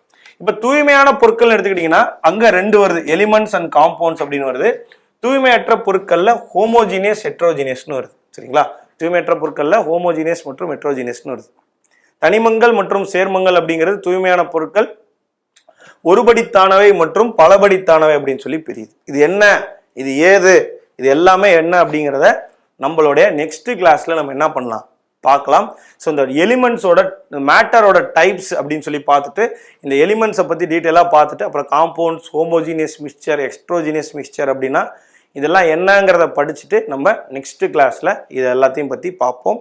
ஸோ இதே மாதிரி நம்மளோட கிளாஸஸ் எல்லாத்தையும் மறக்காமல் ஃபாலோ பண்ணிக்கோங்க. கொடுக்கக்கூடிய எல்லா நோட்ஸையும் ப்ராப்பராக பயன்படுத்தி ரயில்வேல ஏஎல்பி எக்ஸாமுக்கு ப்ரிப்பேர் பண்ண ஆரம்பிங்க. இது என்னோட சைட்ல இருந்து நான் உங்களுக்கு வைக்கக்கூடிய ஒரு ரெக்வஸ்ட். ப்ராப்பராக படிச்சிங்க அப்படின்னா ரயில்வேயோட ஏஎல்பி எக்ஸாமை கிளியர் பண்ணிடலாம். ஸோ நேற்று கிளாஸில் நம்ம பேசியிருந்தோம், ஒரு பருப்பொருள் ஒரு மேட்டர் எடுத்துக்கிட்டிங்க அப்படின்னா டைப்ஸாக பிரியணும். அப்படின்னா மேட்டருக்குள்ளே என்னென்ன இருக்குது, மேட்டர் அப்படிங்கிற இது ஒரு மேட்டர் அப்படின்னா இந்த matter is made up of என்ன சொன்னோம், மாலிகூல்ஸ், மூலக்கூறுகள் அப்படின்னு சொல்லி சொன்னோம். அந்த மூலக்கூறுகள் இன்னும் உடைச்சோம் அப்படின்னா அதுதான் என்னது, ஒரு ஆட்டம், அணுவா பிரியும் அப்படின்னு சொல்லி பார்த்தோம். இது அந்த மேட்டருக்குள்ள இருக்கக்கூடிய விஷயங்கள். ஆனா அந்த மேட்டர் ஆனது வித்தியாசமான சில ஸ்டேட்ஸ்ல இருக்கும், வித்தியாசமான சில டைப்ஸ்ல இருக்கும் அப்படின்னு சொல்லி பார்க்குறோம். அதுல மெயினா வந்து மேட்டரை பியூர் சப்ஸ்டன்ஸ் மற்றும் இம்பியூர் சப்ஸ்டன்ஸ் அப்படின்னு சொல்லி பிரிக்கிறாங்க. என்னவா பிரிக்கிறாங்க, பியூர் சப்ஸ்டன்சஸ் மற்றும் இம்பியூர் சப்ஸ்டன்சஸ் அப்படின்னு சொல்லி பிரிக்கிறாங்க. அதுல பியூர் சப்ஸ்டன்சஸ்ல எலிமெண்ட்ஸ் மற்றும் காம்பவுண்ட்ஸ் அப்படிங்கிற வகையும், இம்பியூர் சப்ஸ்டன்சஸ்ல ஹோமோஜினியஸ் மற்றும் ஹெட்ரோஜினியஸ் மிக்சர்ஸ் அப்படிங்கிற வகையிலும் பிரியுது. ஸோ தமிழில் பார்த்தீங்க அப்படின்னா தூய்மையான பொருட்கள் தனிமங்கள் மற்றும் சேர்மங்கள், தூய்மையற்ற பொருட்கள் ஒருபடித்தானவை பலபடித்தானவை அப்படின்னு சொல்லி பிரியுது. ஃபர்ஸ்ட் எடுத்தோடனே எலிமெண்ட்னா என்ன, எலிமெண்ட் அப்படிங்கிறதே ஒரு சிம்பிளான சப்ஸ்டன்ஸ் தான். அதை இன்னும் நம்மளால கீழே உடைக்க முடியாது. ஆனால் காம்பவுண்ட்ஸ் அப்படிங்கிறது இன்னும் கீழே உடைக்கக்கூடிய ஒரு சப்ஸ்டன்ஸ். ஃபார் எக்ஸாம்பிள் எலிமெண்ட்னு எடுத்துக்கிட்டிங்கன்னா காப்பர், ஆக்சிஜன், ஹைட்ரஜன் இது எல்லாமே எலிமெண்ட்னு சொல்கிறாங்க. அதே மாதிரி காம்பவுண்ட்னு எடுத்துக்கிட்டீங்க அப்படின்னா கெமிக்கல் ரியாக்ஷன்னால இதை உடைக்க முடியும் அப்படிங்கிறாங்க. அப்போ வாட்டரை வந்து ஹைட்ரஜனாவும் ஆக்சிஜனாவும் பிரிக்க முடியுமா, முடியும். சுகரை, சால்ட்டை முடியும். ஸோ அப்போ பிரிக்கக்கூடியதெல்லாம் காம்பவுண்ட்ஸ், பிரிக்க முடியாதவையெல்லாம் எலிமெண்ட்ஸ் அப்படின்னு சொல்லி சொல்கிறாங்க. தமிழ்லேயும் அதே தான். தனிமங்கள் அப்படிங்கிறப்ப தனித்தே இருக்கும், எளிய பொருட்களாக உடைக்க இயலாததாக இருக்கும் அப்படிங்கிறாங்க. சேர்மங்கள் அப்படிங்கிறப்ப உங்களுக்கு வேதி அல்லது மின்வேதி வினைகள் மூலம் எளிய பொருட்களாக பிரிக்க முடியும் அப்படின்னு சொல்லி பார்க்குறாங்க. இன்னும் டீட்டெயிலாக நம்ம பார்ப்போம். அப்படியே இங்கிட்டு வந்துடுவோம். இம்பியூர் சப்ஸ்டன்சஸ், ஹோமோஜினியஸ் மற்றும் ஹெட்ரோஜினியஸ் மிக்சர். இதுக்கு ஒரு பேரே வச்சிருக்காங்க, மிக்சர்ஸ் அப்படின்னு, கலவைகள் அப்படின்னு சொல்லி சொல்றாங்க. இந்த கலவைகள் வந்து ஒருபடித்தானவை, அதாவது கலக்கக்கூடிய பொருட்களாக இருந்ததுன்னா, இப்போ ஒரு தண்ணி இருக்கு, அந்த தண்ணியில உப்பை போடுறோம், தண்ணியும் உப்பு என்ன ஆயிரும், கலந்துரும். அதுதான் அந்த இடத்துல போட்டிருக்காங்க. உப்புக்கு இடத்துல சுகர் கொடுத்துருக்காங்க. ஒரு தண்ணியில உப்பையோ சுகரையோ போட்டால் கலந்துரும். அதே மாதிரி ஒரு தண்ணியை கொண்டு போய் சரக்குல ஆல்கஹாலில் ஊற்றினோம்னா அது என்ன ஆயிடும், அதுதான் மிக்சிங்னு சொல்லி சொல்லுவாங்க. சரியா? அப்போ ரெண்டுமே என்ன ஆயிரும், கலந்துரும். அப்போ ரெண்டுமே ஒருபடித்தானவையா இருக்கு, ரெண்டுக்குமே என்ன இருக்கு, ஒரு யூனிஃபார்ம் கம்போசிஷன் இருக்கு அப்படின்னு சொல்லி சொல்றாங்க. ஸோ அதனால இதை ஹோமோஜீனியஸ் அப்படின்னு சொல்லி சொல்றாங்க. இதுவே ஒரு தண்ணியில கொண்டு போய் மண்ணை போடுறீங்க, அந்த மண்ணும் தண்ணியும் கலக்குமா, கலக்காது. ஒரு உப்பை கொண்டு போய் மண்ணில் கொட்டுறீங்க, அந்த உப்பு மண்ணும் கலக்குமா, கலக்காது. ஸோ அந்த மாதிரியான கலக்க முடியாத கலவைகள் என்ன சொல்றாங்க, ஹெட்ரோஜினியஸ் அல்லது பலபடித்தானவை அப்படின்னு சொல்லி சொல்றாங்க. ஸோ சிம்பிள் தான், இது உடைக்க முடியாது, இது உடைக்க முடியும், இது கலந்துரும், இது கலக்காது. சிம்பிளா சொல்லணும்னா அவ்வளவுதான். சரியா? ஸோ இதுல நம்ம மெயினா ஃபர்ஸ்ட் எடுத்தோன்னே எலிமெண்ட்ஸை பத்தி பேசியிருக்கோம். ஸோ எலிமெண்ட்ஸ் தனிமங்கள் அப்படின்றப்ப, தனிமம் அப்படிங்கிறது எலிமெண்ட் அப்படிங்கிறது ஒரு பியூர் சப்ஸ்டன்ஸ் அப்படிங்கிறாங்க. எந்த ஒரு இதனாலையும் இதை என்ன பண்ண முடியாது, உடைக்க முடியாது அப்படின்னு சொல்லி நம்ம பார்க்குறோம். சரிங்களா? எந்த ஒரு விஷயத்தாலையும் இதை நம்மளால உடைக்க முடியாது அப்படின்னு சொல்லி பார்க்குறோம். எலிமெண்ட் அப்படிங்கிறது ஒரே ஒரு டைப் ஆஃப் ஆட்டம் மற்றும் இருக்கக்கூடியது. ஸோ அப்போ element is made up of atom, அணுக்களால் உருவானவை தான் நம்ம என்னன்னு சொல்றோம், தனிமங்கள் அப்படிங்கிறோம். ஸோ தனிமங்கள் அப்படிங்கிறது எதனால உருவானது, அணுக்களால உருவானவை தான் நமக்கு தனிமங்கள் அப்படின்னு சொல்லி சொல்றோம். சரியா? சரி, ரைட். அடுத்து காம்பவுண்ட்ஸ், சேர்மங்கள்னு எடுத்துக்கிட்டீங்க அப்படின்னா, அப்ப இதுல பேர்லயே உங்களுக்கு தெரியும், அவன் அணுக்களால உருவாயிருப்பானா, இவன் எதால உருவாயிருப்பான், இவன் மூலக்கூறு அதாவது மாலிகூல்ஸால இவன் உருவாயிருப்பான். Molecules forms compounds and atoms forms elements. அதான் நம்ம இந்த இடத்துல பார்க்குறோம். அப்போ சேர்மங்கள் அப்படிங்கிறப்ப மூலக்கூறுகளால் உருவானவை தான் என்னது நம்மளுடைய சேர்மங்கள் அப்படின்னு சொல்கிறாங்க. இதை வேதியியல் பண்புகளாலேயோ அதாவது கெமிக்கல் ரியாக்ஷனால அல்லது வேதியியல் பண்புகளால் என்ன பண்ண முடியும், தனியாக வந்து பிரிக்க முடியும் அப்படின்னு சொல்லியிருப்பாங்க. அதுதான் இந்த இடத்துல உங்களுக்கு மெயினாக சொல்லியிருப்பாங்க. ஸோ ரெண்டுக்கும் மெயினான எக்ஸாம்பிள் பார்க்கலாம். Made up of only one kind of atom, made up of more than one kind of atom. ரைட்டுங்களா? அப்போ more than one kind of ஆட்டம்னாலே அது என்னவாயிரும், உங்களுக்கு மாலிகூல்னு ஆகிடும். Smallest particle is an atom and smallest particle is an molecule. அதான் நம்ம பார்த்தோம்ல, இது ஆட்டமால் உருவானவை, இது மாலிகூலால் உருவானவை. தமிழ்லையுமே அதுதான். இது ஒரே வகையான அணுக்களை கொண்டது, பல ஒன்றுக்கும் மேற்பட்ட அணுக்களால் ஆனது. இது வந்து பார்த்தீங்க அப்படின்னா அணு அப்படிங்கிறது மிக சிறிய துகளாக இருக்கும். இது வந்து மூலக்கூறு என்பது மிக சிறிய பண்பாக இருக்கும் அப்படின்னு சொல்லி பார்க்க.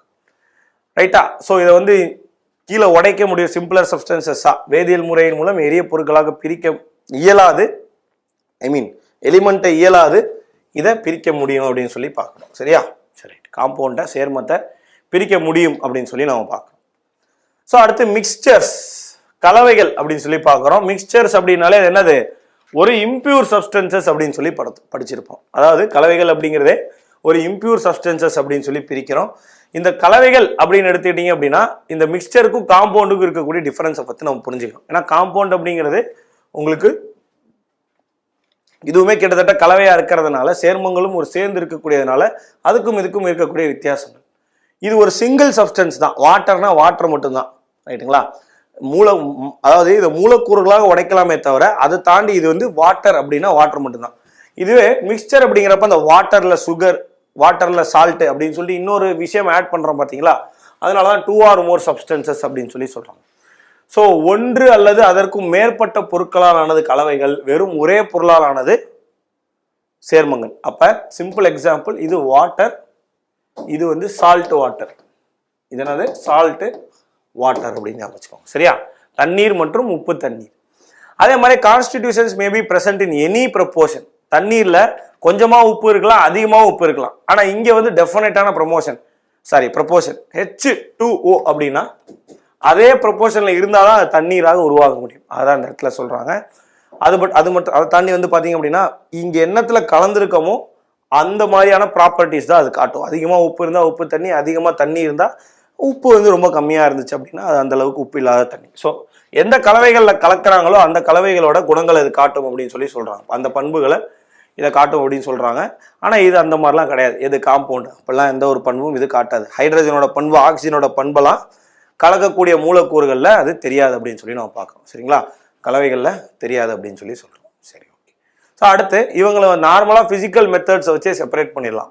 இப்போ வந்து டீயில் ஃபஸ்ட் என்ன பண்ணுறோம், ஒரு பால் எடுத்துக்கிறோம், கொதிக்க வைக்கிறோம். அந்த பாலில் டீ தூளை போடுறோம். அந்த டீ தூளில் வந்து என்ன பண்ணுறோம், சர்க்கரை போடுறோம், அதுக்கப்புறம் இஞ்சி போடுறோம், சுக்கு, மிளகு, அதிமதுரம் எல்லாத்தையும் போட்டு கடைசியில் வடிகட்டுறோம். ஸோ அப்போ ஈஸியாக அந்த கலவைகளை நம்மளால் ஃபிசிக்கல் மெத்தடை வடிகட்ட முடியும். ஆனால் இந்த காம்பவுண்ட்ஸை ஈஸியாக பண்ண முடியுமா? முடியாது. ஒரு தண்ணீரை வந்து ஹைட்ரஜனாகவும் ஆக்சிஜனாகவும் பிரிக்கணும்னா அதுக்கு ஏதாவது ஒரு வேதியியல் பண்புகளால், வேதியியல் ரியாக்ஷன்ஸால், கெமிக்கல் ரியாக்ஷன்ஸால் மட்டும்தான் உங்களால் பண்ண முடியும் அப்படின்னு சொல்லி நம்ம பார்க்குறோம். சரியா? சரி, ரைட். ஸோ இதான் இந்த இடத்துலையும் சொல்லியிருப்பாங்க. ஆட்டம் அப்படிங்கிறது எலிமெண்ட்டை கிரியேட் பண்ணக்கூடியது, அதுக்குன்னு ஒரு கெமிக்கல் ஃபார்முலா இருக்கும். மாலிகூல் அப்படிங்கிறது ஒரு காம்பவுண்ட், ஒரு சேர்மங்களை கிரியேட் பண்ணக்கூடியது, அதுக்கு வந்து என்னன்னு இருக்கும், ஒரு கெமிக்கல் சிம்பிள் இருக்கும் அப்படின்னு சொல்லி நம்ம பார்க்குறோம். சரியா? இந்த தனிமங்களே 3 வகைகளாக பிரியும். மெட்டல், மெட்டலாய்டு மற்றும் நான் மெட்டல். ஊலோகம், ஊலோக போலிகள், ஆலோகம் அப்படின்னு சொல்லிட்டு 3ஆ பிரியும். இது 3த்தை பற்றி நம்ம இன்னும் தெளிவாக எங்கே படிப்போம் அப்படின்னா நம்மளுடைய பீரியாடிக் டேபிளில் படிப்போம். சரிங்களா? அதை தாண்டி அதுக்கு முன்னாடி இதில் இருக்கக்கூடிய சில வித்தியாசங்களை நம்ம பார்த்துடலாம். ஸோ மெயினாக ஊலோகத்திற்கும் ஆலோகத்திற்கும் இருக்கக்கூடிய டிஃபரன்ஸ் என்ன? ஸோ அதாவது metal are lustrous, non metals are non lustrous. பார்ப்பதற்கு பளபளன்னு இருந்தால் அது மெட்டல், பளபளப்பு தன்மை இல்லை அப்படின்னா அது நான் மெட்டல், ஆலோகம். Metal are generally hard, non metals are generally soft. பொதுவாக கடினமானவை, இது மென்மையானவை. ஆலோகங்கள் மென்மையானவை. Metals can be beaten into sheets and can be drawn into wires. நான் மெட்டலுக்கு அந்த மாதிரிலாம் எதுவும் கிடையாது. உலோகங்களை வளைக்க முடியும், அவற்றை தகடாக அடிக்கலாம், கம்பியாக நீட்டலாம். ஆனால் அந்த மாதிரிலாம் நான் மெட்டலை பண்ண முடியாது.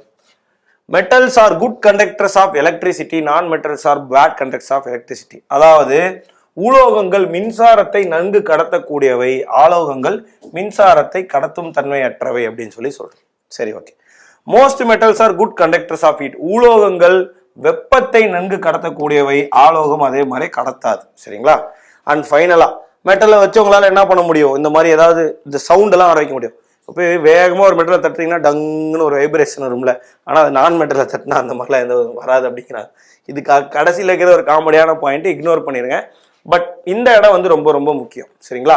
ஸோ இதையே டக்டிலிட்டி மீலபிலிட்டின்னு வாங்க. சரிங்களா? ஏன்னா அது இங்கிலீஷ்ல என்ன சொல்லுவாங்கன்னா டக்டிலிட்டி, என்ன வருதா, இங்கேயே வந்துருச்சு. ஓகே, டக்டிலிட்டி மற்றும் மீலபிலிட்டி அப்படின்னு சொல்லி சொல்லுவாங்க. இதான் மெயின். நம்ம என்ன பார்த்தோமோ அதே தான் இங்கேயும் இருக்கு. ஒரு மெட்டல் வந்து மேக்சிமம் என்னவா இருக்கும்னா சாலிடா தான் இருக்கும், எப்பயாவது தான் லிக்விடா இருக்கும். ஃபார் எக்ஸாம்பிளுக்கு உங்களுக்கு வந்து மெர்க்குரி அப்படிங்கிற ஒரு மெட்டல், இது பீரியாடிக் டேபிள்ல படிப்போம். மெர்க்குரி அப்படிங்கிற அந்த ஒரு மெட்டல், பாதரசம்னு சொல்லுவோம்ல, அது வந்து ரூம் டெம்பரேச்சர்ல என்னவா இருக்கும்னா லிக்விடா இருக்கும். அது மட்டும் தான் மெயினாவே லிக்விடா இருக்கும்னு சொல்லுவாங்க. ஆனா ஒரு நான் மெட்டல் எடுத்துக்கிட்டீங்கன்னா அது திண்மமாகவும் இருக்கலாம், திரவமாகவும் இருக்கலாம், வாயுவாகவும் இருக்கலாம். மீலபிலிட்டி மற்றும் டக்டிலிட்டி ரொம்ப முக்கியம். மீலபிலிட்டி அப்படின்னா தகடாக மாறும் தன்மை. ஒரு மெட்டல் ஒரு தனிமத்தை எடுத்து அதை அடிச்சு அதை என்ன பண்றாங்க, தகடா ஆக்க முடியுமா, ஆக்கலாம். ஆனா இது அப்படி ஆக்க முடியாது. அடுத்து டக்டிலிட்டி, கம்பியாக நீளும் தன்மை. தகடாக மாறுறத டக்டிலிட்டிங்கிறோம், சாரி மீலபிலிட்டி அப்படிங்கிறோம். கம்பியாக மாறக்கூடியதை டக்டிலிட்டி அப்படின்னு சொல்லி சொல்றோம். சரியா? அதை தாண்டி மெல்டிங் பாயிண்ட் மற்றும் பாயிலிங் பாயிண்ட். சரிங்களா? ஸோ உருகு நிலை மற்றும் கொதிநிலை, ஆப்வியஸ்லி ரெண்டுமே எதுக்கு அதிகமாக இருக்கும், மெட்டலுக்கு அதிகமாக இருக்கும், உலோகங்களுக்கு அதிகமாக இருக்கும். அண்ட் கண்டக்டிவிட்டியுமே, எலக்ட்ரிசிட்டி மற்றும் ஹீட் ரெண்டையுமே மெட்டல் நல்லா கடத்தும், நான் மெட்டல் ஒழுங்காக கடத்தாது அப்படின்னு சொல்லி சொல்கிறாங்க. ஸோ மெட்டலாய்டு அப்படின்னு எடுத்துக்கிட்டிங்கன்னா இவனுக்கு வந்து மெட்டலோட ப்ராப்பர்ட்டியும் இருக்குது, நான் மெட்டலோட ப்ராப்பர்ட்டியும் இருக்குது. ஸோ உலோகம் பார்க்கறதுக்கு உலோகம் தான், ஆனால் ஒரிஜினல் உலோகம் கிடையாது. ஸோ உலோகம் ஆலோகம் ரெண்டுத்தோட பண்புகளையும் ஒன்றிணைத்தவன் தான் இந்த மெட்டலாய்டு. அதில் வந்து மெயினாக அவங்களுக்கு 7 இருக்கும், இந்த இடத்துல 6 இருக்கு. இன்னொருத்த யார் அப்படிங்கிறத பின்னாடி பீரியாடிக் டேபிளில் நம்ம பார்ப்போம். உங்களுக்கு தெரிஞ்சது அப்படின்னா கீழே கமெண்ட் செக்ஷனில் எனக்கு மென்ஷன் பண்ணுங்க. ஓகேவா? ஸோ போரான், சிலிக்கான், ஜெர்மானியம், அர்செனிக், ஆன்டிமோனி மற்றும் டெலூரியம், இந்த 6 பேர் தான் மெட்டலாய்டு அப்படின்னு சொல்லப்படக்கூடிய உலோக போலிகளாக இருக்காங்க. ரைட்டா? இப்போ மெட்டல்ஸை பற்றி பார்த்துட்டோம். அடுத்து காம்பவுண்ட்ஸுக்கு போயிடலாம். ஸோ காம்பவுண்ட்ஸ் அப்படின்னு எடுத்தீங்கன்னா ஆர்கானிக் மற்றும் இன்ஆர்கானிக் காம்பவுண்ட்ஸ், அதாவது சேர்மங்கள் அப்படிங்கிறப்ப கனிமச் சேர்மங்கள், கரிமச் சேர்மங்கள். கரிமச் சேர்மங்கள்னா ஆப்வியஸ்லி உங்களுக்கு தெரியும், உயிருள்ள பொருட்களால் ஆகக்கூடியவை, அதை கரிமச் சேர்மங்கள் அல்லது ஆர்கானிக் காம்பவுண்ட்ஸ். உயிரற்ற பொருட்களால் ஆகக்கூடியவை இன்ஆர்கானிக் காம்பவுண்ட்ஸ் அப்படின்னு சொல்லி சொல்றோம். காம்பவுண்ட்ஸால 3 ஸ்டேட்லையுமே எக்ஸிஸ்ட் ஆக முடியும், சாலிட், லிக்விட், கேஸ்ன்னு. இப்போ சாலிட் எடுத்துக்கிட்டிங்கன்னா சிலிக்கா அப்படிங்கிறது ஒரு சாண்ட், அதாவது மண்ணை வந்து சிலிக்காங்கிறோம். அந்த சிலிக்கான்ற மண் எதால் ஆயிருக்கும், சிலிக்கான் மற்றும் ஆக்சிஜனால் ஆயிருக்கும். இது ஒரு முக்கியமான டேபிள், இதை கொஞ்சம் தெளிவாக நீங்கள் படித்து வச்சுக்கணும். சரிங்களா? ஏன் அப்படின்னு கேட்குறேன். ஃபார் எக்ஸாம்பிள் என்ன கேட்பான் அப்படின்னா, காஸ்டிக் பொட்டாஷ் அப்படிங்கிறது என்னென்ன மாதிரியான எலிமெண்ட்ஸால் ஆனது. சரிங்களா? அப்போ காஸ்டிக் பொட்டாஷோடைய ஒரிஜினல் பேர் பொட்டாசியம் ஹைட்ராக்சைடு, அது பொட்டாசியம் ஹைட்ரஜன் ஆக்சைடால உருவாகி இருக்கும். அடுத்து சோடியம் ஹைட்ராக்சைடு, காஸ்டிக் சோடாங்கிறாங்க, அது எதால் ஆனது, இந்த மாதிரியான கேள்வி வரும். கேலமைன் அப்படிங்கிறது it is a mixture of which of the following elements, zinc, carbon, oxygen. So இதெல்லாம் வந்து உங்களுக்கு என்ன பண்ணுவான், கொஸ்டினாக கேட்டிருக்கான். இதெல்லாம் திண்மமாக இருக்கக்கூடிய சாலிட் ஸ்டேட்டில் திடநிலையில் இருக்கக்கூடிய சேர்மங்கள்னு சொல்கிறோம். அடுத்து லிக்விட் ஸ்டேட்னு எடுத்துக்கிட்டிங்கன்னா இப்போ எதை கேட்பான், அசிட்டிக் ஆசிடுக்கு என்ன பேர் சொன்னேன், வினிகர்னு சொன்னேன், போன கிளாஸ்லேயே சொல்லியிருந்தேன். கரெக்டாக? ஸோ அப்போ அந்த அசிட்டிக் ஆசிட்ல இருக்கக்கூடிய என்னென்ன கான்ஸ்டிடியூவன்ஸ் இருக்குன்னு பார்த்தீங்கன்னா கார்பன், ஹைட்ரஜன் மற்றும் ஆக்சிஜன் இருக்கும் அப்படின்னு சொல்லி சொல்கிறோம். என்னென்ன இருக்கும், கார்பன், ஹைட்ரஜன் மற்றும் ஆக்சிஜன் இருக்கும் அப்படின்னு சொல்லி நம்ம சொல்கிறோம். சரியா? ஸோ அதுவே இங்கே காம்பவுண்ட் கேசியஸ் ஸ்டேட்ஸ்ல எடுத்துக்கிட்டீங்கன்னா அமோனியாவில் என்ன இருக்குது, மீத்தேன்னா என்னது, கார்பன் மற்றும் ஹைட்ரஜன் தான் மீத்தேன்னு சொல்லி சொல்லுவோம். ஸோ இந்த மாதிரியான கேள்விகளும் உங்களுக்கு வரும். சரிங்களா? என்னென்ன மாதிரியான சேர்மங்கள்ல என்னென்ன மாதிரியான ஆக்கக்கூறுகள் இருக்கு அப்படிங்கிற அந்த கேள்விகளை என்ன பண்ணுவாங்க, உங்களுக்கு கொஸ்டினா கேட்பாங்க. ஸோ இதுதான் வந்து உங்களுக்கு என்ன, சேர்மங்கள், தனிமங்கள் மற்றும் சேர்மங்கள். இதுவே கலவைகள் அப்படின்னு எடுத்துக்கிட்டீங்கன்னா ஹோமோஜீனியஸ் மிக்சர் மற்றும் ஹெட்ரோஜீனியஸ் மிக்சர் அப்படின்னு சொல்லிட்டு 2 வகைகள் இருக்கு. அதான் பார்க்குறோம். ஒரு படித்தானவை மற்றும் பல படித்தானவை அப்படின்னு சொல்லிட்டு 2 வகைகள் இருக்கு அப்படின்னு சொல்லி சொல்றாங்க. அந்த 2 வகைகள்லையுமே உங்களுக்கு என்னென்ன இருக்கு அப்படிங்கிறத நம்ம பார்த்துடலாம். True solution, alloys, suspension, colloids. உண்மை கரைசல்கள், ஊலோக கலவைகள், தொங்கல்கள், கூழ்மங்கள். அதாவது இங்க கொடுத்துருக்கக்கூடிய 4 டைப்ல இந்த ஒரு டைப்பை தவிர, அதாவது இந்த ஊலோக கலவைகளை தவிர மீதி எல்லாமே வந்து பார்த்தீங்க அப்படின்னா உங்களுக்கு என்னவா இருக்கும்னா திரவ பொருட்களை வச்சு நம்ம படிக்க போகிறோம். திரவம் அப்படிங்கிறப்ப லிக்விட்ஸை வச்சு நம்ம சொல்லித்தர போகிறோம். இந்த அலாய்ஸ் அப்படிங்கிறத மட்டும் பின்னாடி நீங்கள் பீரியாடிக் டேபிளில் படிக்கிறப்ப இந்த அலாய்ஸ்னால் என்ன, இந்த உலோக கலவைகள்லாம் என்ன அப்படிங்கிறத நீங்கள் தெளிவாக பார்ப்பீங்க. ஓகேங்களா? இப்போதைக்கு இந்த டைப்ஸ் ஆஃப் மிக்சர்ஸ் கலவைகளின் வகைகளில் 3 கலவைகள், ட்ரூ சொல்யூஷன், சஸ்பென்ஸ் மற்றும் கொலாய்ட்ஸ், அதாவது உண்மை கரைசல்கள், தொங்கல்கள் மற்றும் கூழ்மங்கள்லாம் என்ன அப்படிங்கிறத பார்த்துடலாம். ஸோ இது என்ன அப்படிங்கிறத பார்த்துடலாம். ரைட், சாரி ஒரே நிமிஷம். ரைட், இது ஆக்சுவலாக முன்னாடி வந்திருக்கணும், இது பின்னாடி வந்துருச்சு. ஃபர்ஸ்ட் எடுத்தோடனே சஸ்பென்ஷன் போட்டிருக்கோம், கொலாய்டுன்னு போட்டிருக்கோம், சொல்யூஷன் போட்டிருக்கோம். தொங்கல்கள், கூழ்மங்கள், உண்மை கரைசல்கள். இது என்னது? Homogeneous mixer. ஹோமோஜீனியஸ் மிக்சர் அப்படின்னா ஒருபடித்தானவை. அதாவது ஒருபடித்தானவைனா ஒரே மாதிரி இங்கே இந்த இடத்துல பார்த்துருப்போம் நம்ம. ஹோமோஜீனியஸ் மிக்சர் அப்படிங்கிறப்ப அங்கே தான் ட்ரூ சொல்யூஷன்ஸ் பார்த்துருப்போம். ஸோ அந்த இடத்துல வந்து உங்களுக்கு உண்மையான இருக்கக்கூடிய அந்த ஒருபடித்தானவை உண்மையான கரைசல்கள், அது ஒரு ப்ராப்பராக இருக்கக்கூடிய ஒரு சொல்யூஷன் அது. ஸோ அது எப்படிலாம் இருக்குன்னு சொல்லி பார்க்குறோம். அடுத்து கொலாய்டல் சொல்யூஷன் அப்படிங்கிறப்ப கூழ்ம கரைசல்கள் எப்படி இருக்குன்னு பார்க்குறோம். அண்ட் ஃபைனலாக தொங்கல்கள் எப்படி இருக்குன்னு பார்க்குறோம். இதில் மெயினாக இருக்கக்கூடிய டிஃபரன்ஸே என்ன அப்படின்னு சொல்லி பார்ப்போம். இருக்கிறதுலே சின்னதாக இருக்கக்கூடியவன் யாரு? நம்மளோட சொல்யூஷன். இதில் இருக்கக்கூடிய பார்ட்டிகல் சைஸ் எல்லாமே ரொம்ப ரொம்ப ரொம்ப ரொம்ப குட்டியாக இருக்கும். இது அதை விட கொஞ்சம் பெருசு, இது இருக்கிறதுலே பெருசு. ஸோ அப்போ தொங்கல்கள் தான் இருக்கிறதுலே பெருசு. அளவு வகையில் உண்மை கரைசல்கள் ரொம்ப சின்னது, நடுவில் கூழ்ம கரைசல்களானது இருக்கு அப்படின்னு சொல்லி பார்க்கணும். அடுத்து இதை பிரிக்க முடியுமா? அதாவது பிரிக்க முடிஞ்ச ஒரே பொருள் இந்த பொருள் மட்டும்தான். எது? சஸ்பென்ஷன் அப்படின்னு சொல்லப்படக்கூடிய அது மட்டும்தான். மீதி இது ரெண்டையுமே பிரிக்க முடியாது அப்படிங்கிறாங்க. எதை? தொங்கல்களை மட்டும்தான் பிரிக்க முடியும், கூழ்ம கரைசல்களையும் உண்மை கரைசல்களையும் பிரிக்க முடியாது அப்படின்னு சொல்லி சொல்றாங்க. சரி, ரைட். அடுத்து செட்டிலிங் ஆஃப் பார்ட்டிகல்ஸ், அதாவது துகள்கள் எப்படி படியுது. இங்க தானாவே படிஞ்சிடும். இங்க சென்ட்ரிஃபிகேஷன் அப்படிங்கிற ஒரு பிரின்சிபலால படியும். இங்க படியவே படியாது. இங்க என்ன பண்ணுவோம்? ஜாலியா வந்து அங்கேயும் இங்கேயும் கரைஞ்சிக்கிட்டே இருக்கும். நான் அதுக்கு எக்ஸாம்பிள் சொல்றேன், கடைசியில் உங்களுக்கே புரியும். இப்பயே ஒரு எக்ஸாம்பிள் சொல்லலாமே. நார்மலா சொல்யூஷன் அப்படிங்கிறது ஒரு உப்பு தண்ணி ஞாபகம் வச்சுக்கோங்க. நார்மலா ஒரு சொல்யூஷன் அப்படிங்கிறது என்ன ஞாபகம் வச்சுக்கிறீங்கன்னா ஒரு சால்ட் வாட்டர் மாதிரி ஞாபகம் வச்சுக்கோங்க. ஓகேங்களா? சால்ட்டும் வாட்டரும். அப்போ அந்த சால்ட்டையும் வாட்டரையும் மறுபடியும் பிரிக்க முடியுமா? பிரிக்க முடியாது. ரைட்டுங்களா? இங்க என்ன ஞாபகம் வச்சுக்கிறீங்க அப்படின்னா ஒரு எப்படி ஞாபகம் வச்சுக்கலாம்? அந்த இது மாதிரி ஞாபகம் வச்சுக்கோங்க. கார்ன்ஃபிளாக்ஸ்லாம் யூஸ் பண்றீங்கல்ல, அந்த மாதிரி ஞாபகம் வச்சுக்கோங்க. கொலாய்டல் சொல்யூஷன் அப்படிங்கிறப்ப உங்களுக்கு கார்ன்ஃபிளாக்ஸ்லாம் யூஸ் பண்றீங்க தெரியுமா? அந்த மாதிரி நீங்க அதை ஞாபகம் வச்சுக்கலாம். இதை வந்து கொலாய்ட்ஸ் அப்படிங்கிறோம். இதே சஸ்பென்ஷன் அப்படிங்கிறப்ப ஒரு தண்ணியில ஒரு கூழாங்கல்ல போடுறோம்னா அது எப்படி? அந்த மாதிரி ஞாபகம் வச்சுக்கோங்க. சரிங்களா? ஸோ வந்து தொங்கல்கள் அப்படிங்கிறப்ப அது மேலேயே மிதந்துகிட்டு இருக்கும், இல்லை கீழே போய் படிஞ்சிடும் அப்படிங்கிற அந்த மாதிரி ஒரு சொல்யூஷனை தான் நம்ம என்ன சொல்றோம் இந்த இடத்துல பார்க்கணும். ரைட்டா? ஸோ அப்ப மெயினா வந்து பாத்தீங்க அப்படின்னா இவனோட அப்பியரன்ஸ் ஒப்பேக்கா இருக்கும். அதாவது பார்க்கறதுக்கே என்ன, இப்போ வந்து எப்படின்னா ஒரு கொக்கோ கோலா கலர் என்ன கலர்ல இருக்கும்? அந்த ப்ரௌன் கலர்ல இருக்கும். அதுக்குள்ள பார்த்தா அடுத்து பின்னாடி இருக்கிறது தெரியுமா? தெரியாது. இதுவே இது எடுத்துக்கிட்டீங்க அப்படின்னா ஒரு பால் தண்ணி இதெல்லாம் எடுத்து ஒரு டம்ளர்ல ஊத்துறீங்கன்னா டிரான்ஸ்லூசண்டா இருக்கும். பார்க்கறதுக்கு ஒரு பகுதியான ஒளி என்ன பண்ணும்? ஊடுருவக்கூடியது அப்படின்னு சொல்லி சொல்லுவாங்க. இது மொத்தமே டிரான்ஸ்பரண்டா இருக்கும். இது ஒளி மொத்தமாகவும் என்ன பண்ண முடியும்? ஊடுருவக்கூடும் அப்படின்னு சொல்லி சொல்றாங்க. ஒளி மொத்தமாவே என்ன பண்ணுமா? ஊடுருவும் அப்படின்னு சொல்லி சொல்றாங்க. அடுத்து இதுக்கு இருக்கலே ரொம்ப முக்கியம் என்னன்னு பார்த்தீங்க அப்படின்னா இவன் வந்து லைட்டை ஸ்கேட்டர் பண்ண மாட்டான், இவன் ஸ்கேட்டர் பண்ண மாட்டான். இது லைட்டை வந்து உள்ளே போகாது. லைட் என்ன பண்ணாது? உள்ளே போகாது அப்படின்னு சொல்லி சொல்றாங்க. ஸோ இதுல இருக்கல இவன் மட்டும் ஹோமோஜீனியஸ், இவனுங்க 2 பேரும் என்னது? ஹெட்ரோஜீனியஸ் அப்படின்னு சொல்லி பார்க்கணும். ரைட்டா? சரி, ரைட். ரொம்ப இம்பார்ட்டன்ட்டு. இது வந்து உங்களுக்கு இந்த 3 டைப்பையும் எக்ஸ்பிளைன் பண்றதுக்கு வசதியா இருக்கும். தொங்கல்கள், கூழ்ம கரைசல்கள் மற்றும் உண்மை கரைசல்கள் அப்படின்னு சொல்லிட்டு. சரிங்களா? ஸோ தொங்கல்கள், கூழ்ம கரைசல்கள், உண்மை கரைசல்களுடைய டிஃபரன்சஸ் என்ன அப்படிங்கிறத நம்ம இந்த இடத்துல தெளிவாக பார்த்தோம். அடுத்து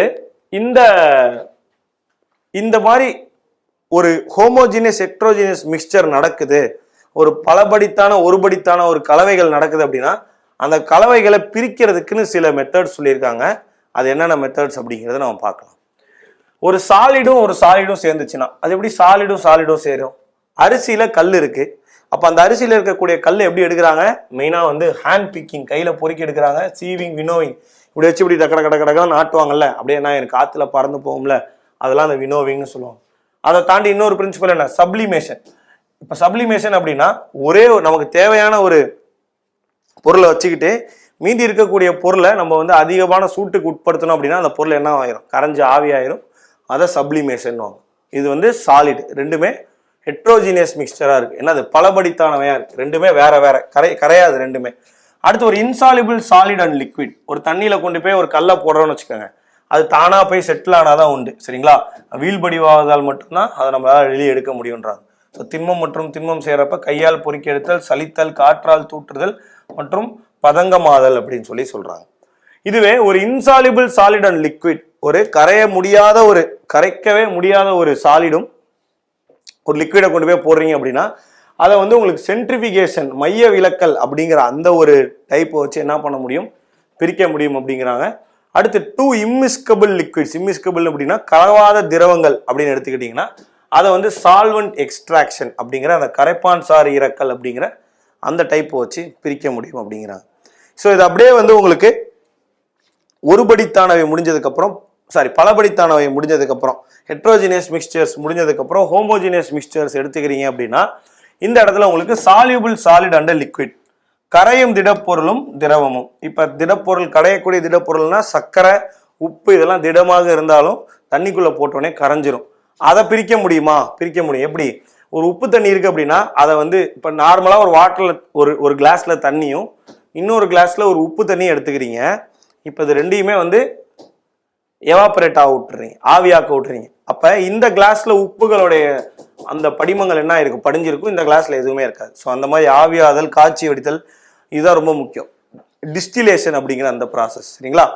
படிகமாக்கல் அப்படிங்கிற அந்த ப்ராசஸ். இது வந்து உங்களுக்கு கலக்கக்கூடிய 2 திரவங்களை கலக்கக்கூடிய ஒரு திரவத்தையும் பிரிக்கக்கூடியது.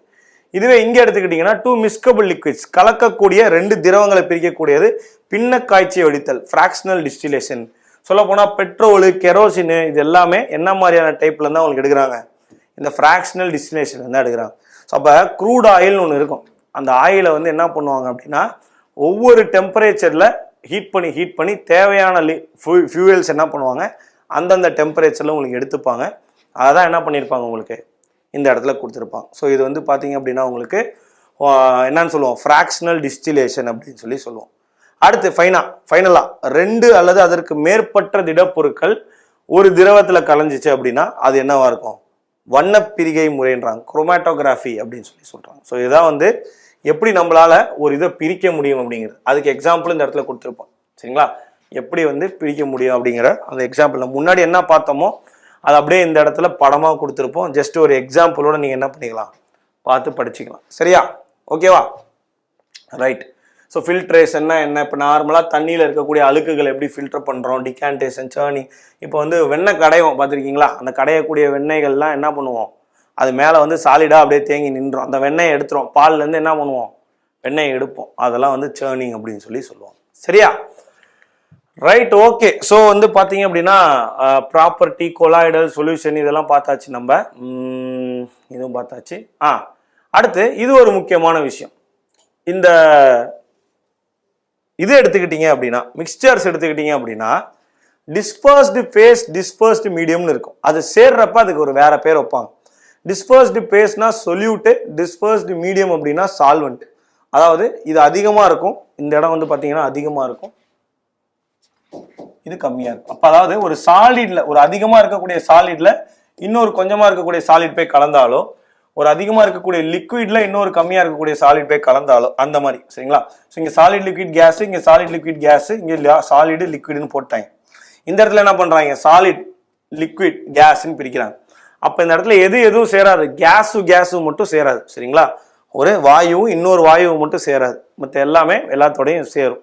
அப்படி சேரக்கூடியப்போ வரக்கூடிய அதுக்கான பெயர்கள் என்னென்ன, சாலிடும் சேர்ந்துச்சுன்னா சாலிட் சொல்யூஷன் அப்படிங்கிறாங்க, திண்ம கரைசல்கள்.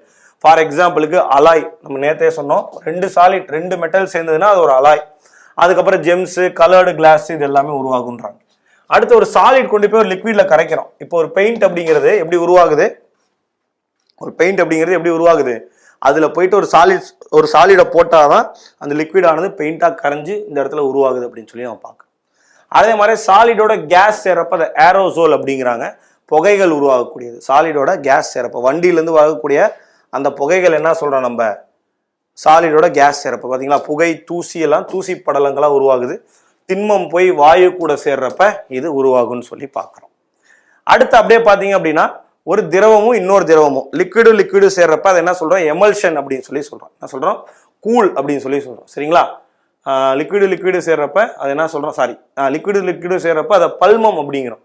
அதுக்கு முன்னாடி திரவமும் திண்மமும் இருக்கு, கூலா இருக்கும். ஸோ திரவமும் திண்மமும் இருக்கிறப்ப என்ன ஜெல்லா மாறும் அப்படிங்கிறோம். கர்டு, செல்லி, சீஸ் இதெல்லாம் வந்து பார்த்தீங்க, சீஸ்லாம் வந்து பார்த்தீங்கன்னா என்னது, ஒரு லிக்விடும் சாலிடும் சேர்றப்ப நடக்கக்கூடிய ஒரு ப்ராசஸாக இருக்கு.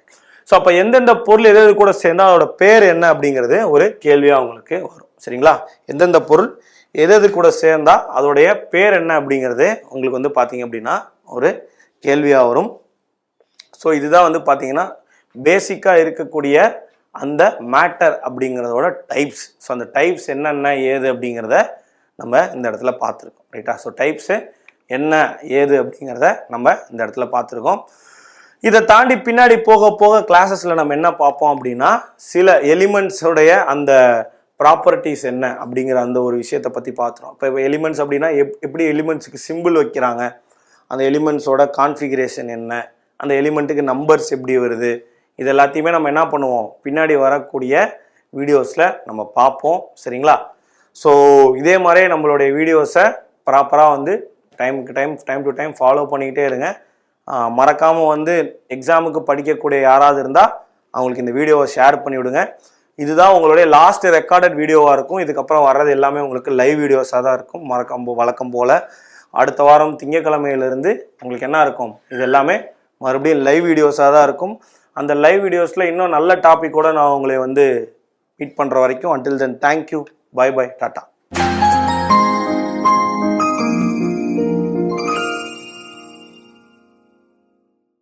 ஸோ எலிமெண்ட்ஸ் அப்படிங்கிறப்ப எலிமெண்ட்ஸ்னா என்ன, அதோட வகைகள் என்ன, இது எல்லாத்தையும் நம்ம பார்த்தோம். Types of elements, metals, non metals, metalloids இதெல்லாம் நம்ம படித்தோம். சரிங்களா, தனிமங்கள், சேர்மங்கள் இதெல்லாம் என்னென்ன கதைகள் அப்படிங்கிற எல்லாத்தையும் நம்ம படித்தோம். ஸோ அப்படி இருக்கக்கூடிய பட்சத்தில் அந்த எலிமெண்ட்ஸ்க்கு சில சிம்பிள்ஸ் வைக்கிறாங்க. என்னது, தனிமங்களுக்கு குறியீடுகள் வைக்கிறாங்க. அந்த குறியீடுகள் எப்படி வைக்கிறாங்க அதெல்லாம் நமக்கு தெரிஞ்சுக்கணும். சரிங்களா, அந்த குறியீடுகள் முதல்ல எப்படி அந்த தனிமங்களுக்கு கொடுக்கப்படுது அப்படிங்கிற அந்த விஷயம். ஸோ முதல்ல எடுத்தோடனே கிரீக் சிம்பிள், கிரேக்க குறியீடுகளை வைக்கிறாங்க. ஃபார் எக்ஸாம்பிளுக்கு ஏருக்கு இப்படி, அதாவது ஒரு ட்ரையாங்கிள் போட்டு இந்த இடத்துல ஒரு கோடு போட்டு இது ஏரு, ஃபயருக்கு வெறும் ட்ரையாங்கிள், வாட்டர்னா அந்த ட்ரையாங்கிள் அப்படியே திருப்பி போடுறது, எர்த் அப்படின்னா திருப்பி போட்டு அப்படியே ஒரு கோடு போடுறது, இந்த மாதிரி வைக்கிறாங்க. ஸோ இது வந்து மக்களுக்கு பெரிய ஒரு குழப்பத்தை உண்டு பண்ணுது. என்னடா அது படிக்கலாம்னு நினச்ச வந்தவன்ட்ட போய் இந்த மாதிரி கூம்பு போட்டு விளையாடிட்டு இருக்கீங்களே அப்படின்ட்டு. அப்போ என்ன பண்ணுறாங்க, அடுத்து அல்கெமிஸ்ட் அப்படிங்கிற ஒருத்தர் இந்த மாதிரி சிம்பிள்ஸை கொண்டு வர்றார். சரி இப்படி பண்ணி பார்ப்போம் அப்படின்னு சொல்லிட்டு இண்டஸ்ட்ரியல் சிவிலைசேஷனில் கிறுக்கி வச்சுருப்பாங்கல்ல, அந்த மாதிரி சிம்பிள்ஸை இன்ட்ரடியூஸ் பண்ணுறாரு. அந்த அளவுக்கு இம்பார்ட்டன்ட் கிடையாது, ஸோ சும்மா தெரிஞ்சு வச்சுக்கிட்டிங்கன்னா போதும். ஸோ அந்த மாதிரி சிம்பிள்ஸ் என்ன பண்ணுறாரு, இன்ட்ரடியூஸ் பண்ணுறாரு. ரைட்டா, மூணாவதா டால்டன் தான் என்ன பண்ணுறாரு, ஒவ்வொரு சிம்பிளுக்கும் தனித்தனியாக ஒரு பிக்டோகிராஃபிக்கல் சிம்பிள்ஸ் இன்ட்ரடியூஸ் பண்ணுறாரு. ஒவ்வொரு எலிமெண்ட்டுக்கும் இப்போ ஹைட்ரஜனுக்கு இந்த மாதிரி கொண்டு வரலாம், நைட்ரஜனுக்கு இப்படி கொண்டு வரலாம், கார்பனுக்கு இப்படி கொண்டு வரலாம், சல்ஃபருக்கு இப்படி கொண்டு வரலான்னு இந்த மாதிரி என்ன பண்ணுறாரு, பிக்டோகிராஃபிக்கலாக ரெப்ரசென்ட் பண்ணுறாரு. ஓரளவுக்கு ஈஸியாக இருக்குது. கார்பன்னா கருப்பு கலராக இருக்கும், ஹைட்ரஜன் நடுவில் புள்ளி இருக்கும். பட் ஆனால் இதுவுமே மக்கள் மத்தியில் ஒரு சிறப்பான இது போய் அடையலை.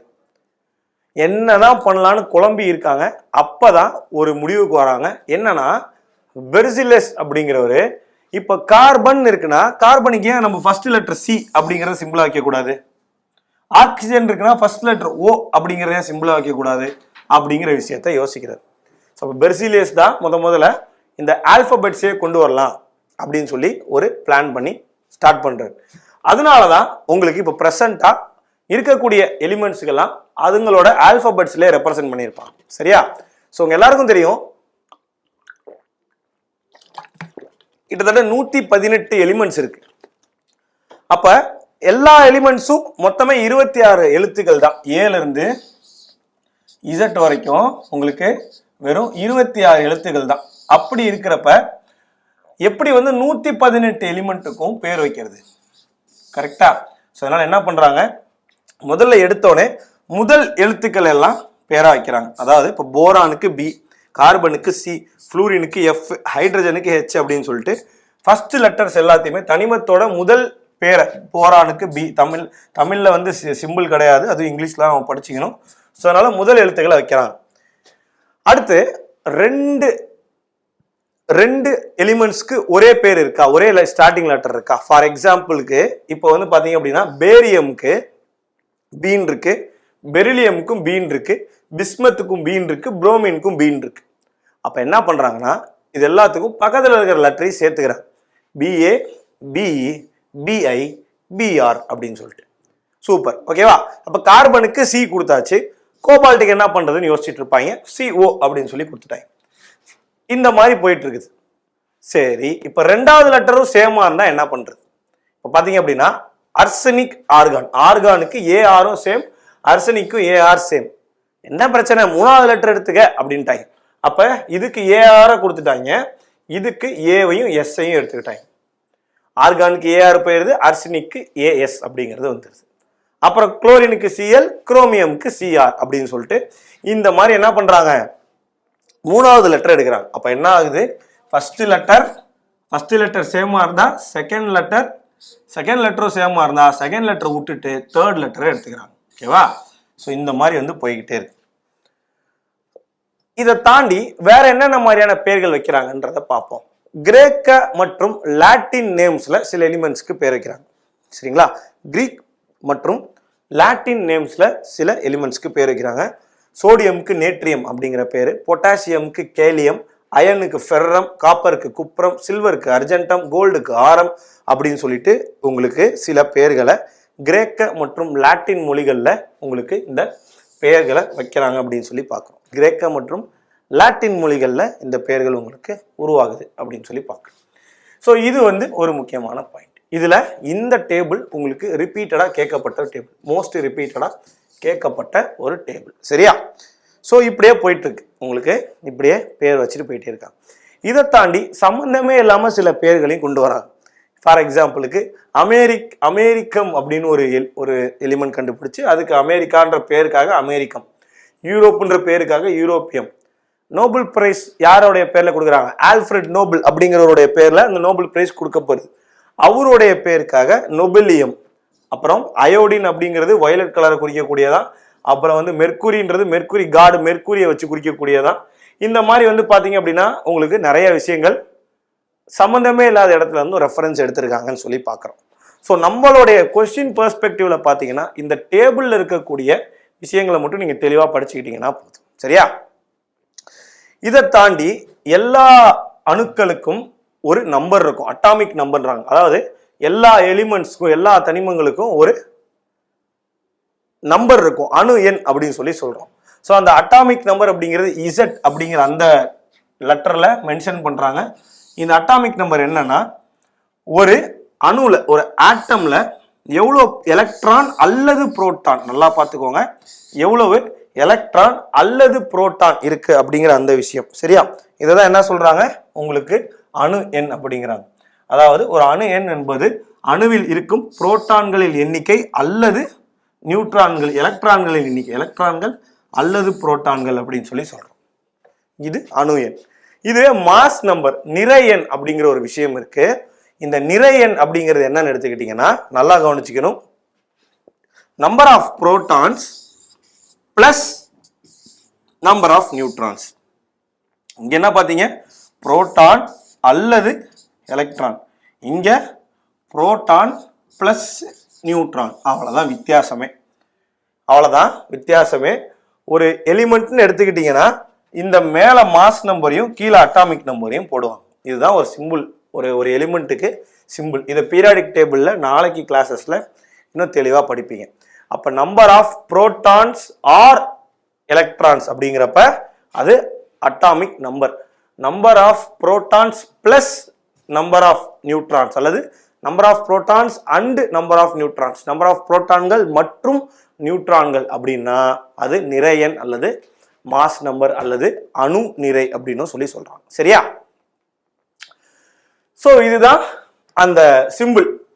ஹைட்ரஜனுக்கு ஹெச்ன்றது சிம்பிள், ஹீலியமுக்கு ஹெச்இன்றது சிம்பிள். ஹைட்ரஜனோட அட்டாமிக் நம்பர் 1, ஹீலியமோட அட்டாமிக் நம்பர் 2. அப்ப ஹைட்ரஜனுக்கு எத்தனை புரோட்டான் இருக்கும்? ஒரு புரோட்டான் இருக்கும், ஒரு நியூட்ரான் இருக்கும். சாரி, ஒரு புரோட்டான் இருக்கும், நியூட்ரானே இருக்காது. ஓகேவா? ஸோ அதனால இதோட மாஸ் நம்பர் 1, இதோட அட்டாமிக் நம்பர் 1. ஏன்னா புரோட்டான் அல்லது எலக்ட்ரான் இது ரெண்டும் சேம் நம்பர் தான். ஸோ இந்த இடத்துல புரோட்டான்ஸ் பார் எலக்ட்ரான்ஸ் அப்படின்னே வச்சுக்கலாம். இங்கே நியூட்ரான்றது தனி. ஸோ அப்போ வந்து அதை வச்சு தான் அட்டாமிக் எண், அணு எண் மற்றும் அட்டாமிக் நம்பர் மற்றும் மாஸ் நம்பர், அணு எண் மற்றும் நிறை எண்ணை கண்டுபிடிக்கிறாங்க. இப்போ இங்கே பாருங்க ஆக்சிஜன் ஓகே, இங்கே 8 புரோட்டான் இருக்கான், 8 நியூட்ரான் இருக்கான். அப்போ 8 + 8 16 அப்படிங்கிறது மாஸ் நம்பர், அதே 8 அப்படிங்கிறது அட்டாமிக் நம்பர், அதாவது அணு எண் அப்படின்னு சொல்லி நம்ம பார்க்கலாம். தெளிவாக புரியும்னு நினைக்கிறேன். இது அணு எண் அப்படிங்கிறது நம்பர் ஆஃப் என்ன சொல்றாங்க, புரோட்டான்கள் அல்லது எலக்ட்ரான்கள். சரியா, இது புரோட்டான்களோட நம்பரும் எலக்ட்ரான்களோட நம்பரும் ஒன்னா தான் இருக்கும்.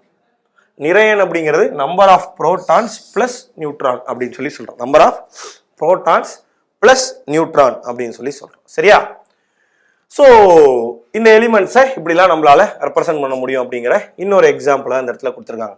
அப்போ இப்படி பார்க்குறோம், இதுதான் எலிமெண்ட் எக்ஸ் அப்படிங்கிறது ஒரு எலிமெண்ட்டு. இந்த எலிமெண்ட்டோட அட்டாமிக் நம்பரான இசட்டை கீழையும் மாஸ் நம்பரான ஏவை மேலையும் எழுதி வச்சிருப்பாங்க. ஓகேவா, சரி.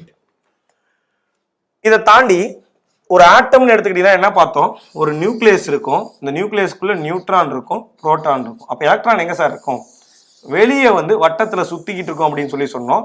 அந்த வட்டங்கள் என்ன அப்படிங்கன்னா அதை தான் வந்து நம்ம ஷெல்ஸ் அப்படின்னு சொல்லி சொல்லுவோம். சரிங்களா, எலக்ட்ரானிக் கான்ஃபிகரேஷன் சொல்லுவோம். மொத்தம் வந்து KLMNன்னு 4 ஷெல் இருக்கிறதா சொல்றாங்க. KLMN அப்படின்னு 4 ஷெல் இருக்கிறதா சொல்றாங்க. இதுல ஒவ்வொரு எலிமெண்ட்டுக்குமே அட்டாமிக் நம்பர் ஏறிட்டு போக போக போக போக இந்த ஷெல்லில் என்ன பண்றாங்க, உங்களுக்கு ரொப்பிக்கிட்டே வரதா சொல்றாங்க.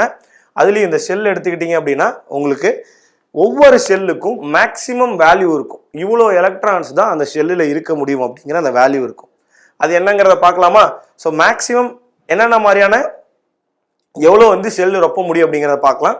கே செல்லில் 2 எலக்ட்ரான் தான் ரொப்ப முடியும். எம் செல்லில் 8, எல் செல்லில் 8, எம்ல 18, என்ல 32. இது எப்படி சார், KLMNக்கு 1 2 3 4 அப்படிங்கிற அந்த வேல்யூவை போட்டுக்கோங்க. KLMNக்கு 1 2 3 4ன்றதை போட்டுக்கோங்க. ஒரு செல்லில் எவ்வளோ மேக்ஸிமம் எலக்ட்ரான்ஸ் ரெப்ரசென்ட் பண்ண முடியும் அப்படிங்கிறத இந்த என் அப்படிங்கிறத வச்சு நம்ம கண்டுபிடிக்கலாம். அதோட ஃபார்முலா என்னன்னா 2n². அப்போ 2 × 1² 2, 2 × 2² 8, 2 × 3² 18, 2 × 4² 32 அப்படிங்கிறாங்க. ஸோ அதான் இந்த இடத்துல சொல்லியிருக்காங்க, அணுக்களின் எலக்ட்ரான் பகிர்வு அப்படிங்கிறப்ப அணுக்கள் எலக்ட்ரானுடைய அந்த எலக்ட்ரான் எங்கெங்கெல்லாம் இருக்கும் அப்படின்னு, அணுவை சுற்றி எங்கெங்கெல்லாம் இருக்கும் அப்படிங்கிற அந்த பகிர்வு KLMN அப்படிங்கிற அந்த ஆர்பிட்ல இருக்கும் அப்படிங்கிறத சொல்றாங்க. இதுல எண்ணிக்கை, என்னோட எண்ணிக்கை 1 2 3 4, எலக்ட்ரான்களின் எண்ணிக்கை 2n² அப்படின்னு சொல்லி சொல்றோம். அப்ப nன்றது 1 2 3 4ன்னு போட்டீங்க அப்படின்னா அதுக்கேற்ற மாதிரி உங்களுக்கு 2 8 18 32 அப்படிங்கிற அந்த நம்பர்ல வந்து முடியுதுன்னு சொல்லி பார்க்க. ஓகேவா, ஸோ இதை தான்ப்பா சொல்றாங்க. என்ன சொல்றாங்க, எலக்ட்ரானோட ரெப்ரசன்டேஷனா, ஜியாமெட்ரிக் ரெப்ரசன்டேஷனா நம்ம பார்க்கணும். ஓகேவா, ஸோ இதை எடுத்துக்கிட்டீங்க அப்படின்னா உங்களுக்கு எதோட ரெப்ரசென்ட் பண்ணியிருக்காங்க, ஆக்சிஜனோட இந்த இடத்துல ரெப்ரசென்ட் பண்ணியிருக்காங்களா. ஆக்சிஜனோட மாஸ் நம்பர் 16, அட்டாமிக் நம்பர் 8. அப்போ புரோட்டான் எலக்ட்ரான் எவ்வளோன்றதை கண்டுபிடிச்சிடலாம். அப்போ அந்த 16 அப்படிங்கிறத எப்படி வந்து அந்த 8 அப்படிங்கிறத எப்படி ஒப்பிருக்காங்கன்னு பார்ப்போம். முதல் செல்ல 2, அடுத்த செல்ல 8. நம்ம எல்லாருக்கும் தெரியும் முதல் செல்ல 2, அடுத்த செல்ல 8 தான் ரொப்ப முடியும் அப்படின்னு. சரி சார், இப்போ இதோடைய நம்பர் 8, அதனால வந்து முதல் செல்ல 2, அடுத்த செல்ல 8ன்னு ரொப்பிட்டாங்க. இப்போ 1லேருந்து 20 வரைக்கும் எப்படி சார் ரொப்ப முடியும் அப்படிங்கிறத நம்ம பார்க்கலாம். ஸோ 1லேருந்து 20 வரைக்கும் உங்களால் எப்படி ரொப்ப முடியும் அப்படிங்கிற டயக்ராம் இந்த இடத்துல இருக்கும். ஹைட்ரஜனுக்கு 1 தான், ஈலியமுக்கு 2, லித்தியமுக்கு 3 இருக்கும். அப்போ இங்கே 2 ரொப்பிட்டு 3வது எங்கே வந்துடுறாங்க, இந்த செல்லுக்கு வந்துடுறாங்க. அதே மாதிரி 4 5 6 7 8 வரைக்கும் போகும். இப்போ 9 அப்படிங்கிற அந்த நம்பரை பார்ப்போம். இப்போ இங்கே என்ன இருக்கு, 8 வரைக்கும் இருக்கு. 9 அப்படிங்கிற அந்த நம்பர் பார்ப்போம். 9 அப்படிங்கிறப்ப இந்த செல்லுல 2 போட்டுட்டு இந்த செல்ல என்ன பண்றாங்க, உங்களுக்கு 8 போடுறாங்க. அதே மாதிரி 10 அப்படிங்கிறப்பையும் 2 8 முடிஞ்சு போயிடும். 11ன்னு போறப்ப உங்களுக்கு எல்லாருக்கும் தெரியும் கே செல்ல 2 தான் போட முடியும், எல் செல்ல 8 போட முடியும், எம் செல்ல தான் உங்களால அதுக்கப்புறம் என்ன பண்ண முடியும், 18 கொண்டு வர முடியும். அப்போ அங்கே மறுபடியும் எம் செல்ல இருந்து ஆரம்பிக்கிறாங்க. இப்படியே என்ன பண்ணுவாங்க, எல்லா எலக்ட்ரான்களுக்கும் உங்களுக்கு ரொப்பிக்கிட்டே போவாங்க. இது ரொம்ப இம்பார்ட்டன்ட் கிடையாது, ஜஸ்ட் உங்களுடைய புரிதலுக்காக தான். ஸோ இந்த செல்லுல ரொப்புறத வந்து என்ன சொல்லுவாங்க அப்படின்னா வேலன்ஸ் எலக்ட்ரான்ஸ், இணைத்திறன் எலக்ட்ரான்கள் அப்படிங்கிறாங்க. என்ன சொல்றாங்க, இணைத்திறன் எலக்ட்ரான்கள் அப்படிங்கிறாங்க. அதாவது இப்போ இந்த ஆக்சிஜன் எடுத்துக்கிட்டீங்க அப்படின்னா வெளியே வந்து எவ்வளோ ரொம்பி இருக்கு, அதாவது இப்போ ஒரு எலிமெண்ட்டோட அவுட்டர் மோஸ்ட் ஷெல்லுல எவ்வளோ எலக்ட்ரான்ஸ் ரொம்ப இருக்கு அப்படிங்கிறத என்ன சொல்றாங்க, வேலன்ஸ் எலக்ட்ரான் அப்படின்னு சொல்லி சொல்றாங்க. அந்த அவுட்டர் மோஸ்ட் செல் ஆக்சிஜனுக்கு இப்போ அவுட்டர் மோஸ்ட் செல் என்ன, கேக்கு அப்புறம் எல் அப்படிங்கிற இந்த செல்லு, இந்த எல் செல்ல மொத்தம் 6 எலக்ட்ரான்ஸ் ரொம்ப இருக்கு. இதுதான் நம்மளோட யாரோட ஆக்சிஜனோட வேலன்சி வேலன்ஸ் எலக்ட்ரான் அப்படிங்கிறோம். 6 அப்படிங்கிறது வேலன்ஸ் எலக்ட்ரான் அப்படிங்கிறோம். ஸோ இதை வச்சு அது எலிமெண்டா அது வந்து மெட்டலா நான் மெட்டலா இந்த மாதிரி நிறைய விஷயங்கள் இருக்கும். இது என்ன எப்படி டிட்டர்மைன் பண்றாங்க அப்படின்னு சொல்லி நம்ம பார்க்கலாம். ஸோ இப்போ அவுட்டர் மோஸ்ட் செல்லுல 1, 2, 3 அப்படிங்கிற எலக்ட்ரான் நம்பர்ஸ் இருந்ததுன்னா அதெல்லாம் என்னவா, மெட்டலாம். இதுவே 4ல இருந்து 7 வரைக்கும் ரொப்பியிருந்தாங்க அப்படின்னா அதெல்லாம் என்னதான், நான் மெட்டலாம். அதெல்லாம் என்னதான், நான் மெட்டலாம். ரொம்ப இம்பார்ட்டன்ட்டு. 1ல இருந்து 3 வரைக்கும் மெட்டல், 4ல இருந்து 7 வரைக்கும் என்னது, நான் மெட்டல் அப்படிங்கிறாங்க. அடுத்து இதை வச்சுதான் வேலன்சி அப்படிங்கிறத கொண்டு வர போறோம். அதாவது ஒரு ஆட்டம்ல, ஒரு அணுல அவுட்டர்ல இருக்கக்கூடிய ஆர்பிட்ல எவ்வளோ எலக்ட்ரான் இருக்குன்றத பொறுத்து தான் அந்த எலிமெண்ட் இன்னொரு எலிமெண்ட் கூட எப்படி சேரப்போகுது அப்படிங்கிற விஷயத்த சொல்ல போறாங்க. அதான் என்ன சொல்றாங்க, இணைத்திறன் அல்லது வேலன்சி அப்படிங்கிறாங்க. இதுலயே மெயினா வந்து பாத்தீங்க அப்படின்னா உங்களுக்கு எலிமெண்ட் வேலன்ஸ் எலக்ட்ரான் 1, 2, 3, 4 இருந்ததுன்னா அதோடைய வேலன்சி 1, 2, 3, 4 தான். இதுவே 5, 6, 7 அப்படிங்கிறப்ப 3, 2, 1ங்கிறாங்க. என்ன சார் நம்பர், இதெல்லாம் ரொம்ப கன்ஃபியூசிங்கா இருக்கு. சிம்பிளா வந்து கன்ஃபியூஸ் பண்ணிக்க வேண்டாம். நான் 2 கான்செப்ட் சொல்லி தரேன். வேலன்ஸ் எலக்ட்ரான்ஸ் அப்படிங்கிறது ஒரு ஆட்டம்ல நியூக்ளியஸை சுத்தி இருக்கக்கூடிய அந்த ஷெல்லுல அவுட்டர் மோஸ்ட் ஷெல்லுல எவ்வளோ எலக்ட்ரான்ஸ் இருக்கு அப்படிங்கிறது வேலன்ஸ் எலக்ட்ரான். அதுல 1, 2, 3, 4, 5, 6, 7, 8ன்னு இருக்கும். இந்த வேலன்ஸ் எலக்ட்ரான்ஸை வச்சுதான் வேலன்சி அப்படிங்கிறத சொல்ல போறாங்க. இந்த வேலன்சி அப்படிங்கிறது 1 இருந்தா 1 தான், 2 இருந்தா 2 தான், 3 இருந்தா 3 தான், 4 இருந்தா 4 தான், 5 இருந்தா 3, 6 இருந்தா 2, 7 இருந்தா 1, 8 இருந்தா 0 அப்படிங்கிறாங்க. 8 இருந்தா என்ன சொல்றாங்க, 0 அப்படிங்கிறாங்க. 8 இருந்தா என்னது, 0 அப்படிங்கிறாங்க. இது ஒரு இம்பார்ட்டன்டான பாயிண்ட். அப்ப வேலன்ஸ் எலக்ட்ரானுக்கும் வேலன்சிக்கும் உள்ள அந்த மேட்சிங்கை நம்ம பார்க்கறோம். சரியா? இதை வந்து அழகா ஃபர்ஸ்ட் 20 எலிமெண்ட்டை எப்படி வந்து மனப்பாடம் வைக்கலாம் அப்படிங்கிற ஒரு ஷார்ட்கட்டோட நான் சொல்லி தரலாம்னு பார்த்தேன். அப்போ ஃபர்ஸ்ட் 20 எலிமெண்ட் படிச்சிட்டோம்னாலே இப்போ நம்ம என்ன படிச்சோன்றது எல்லாமே உங்களுக்கு புரிஞ்சிடும்.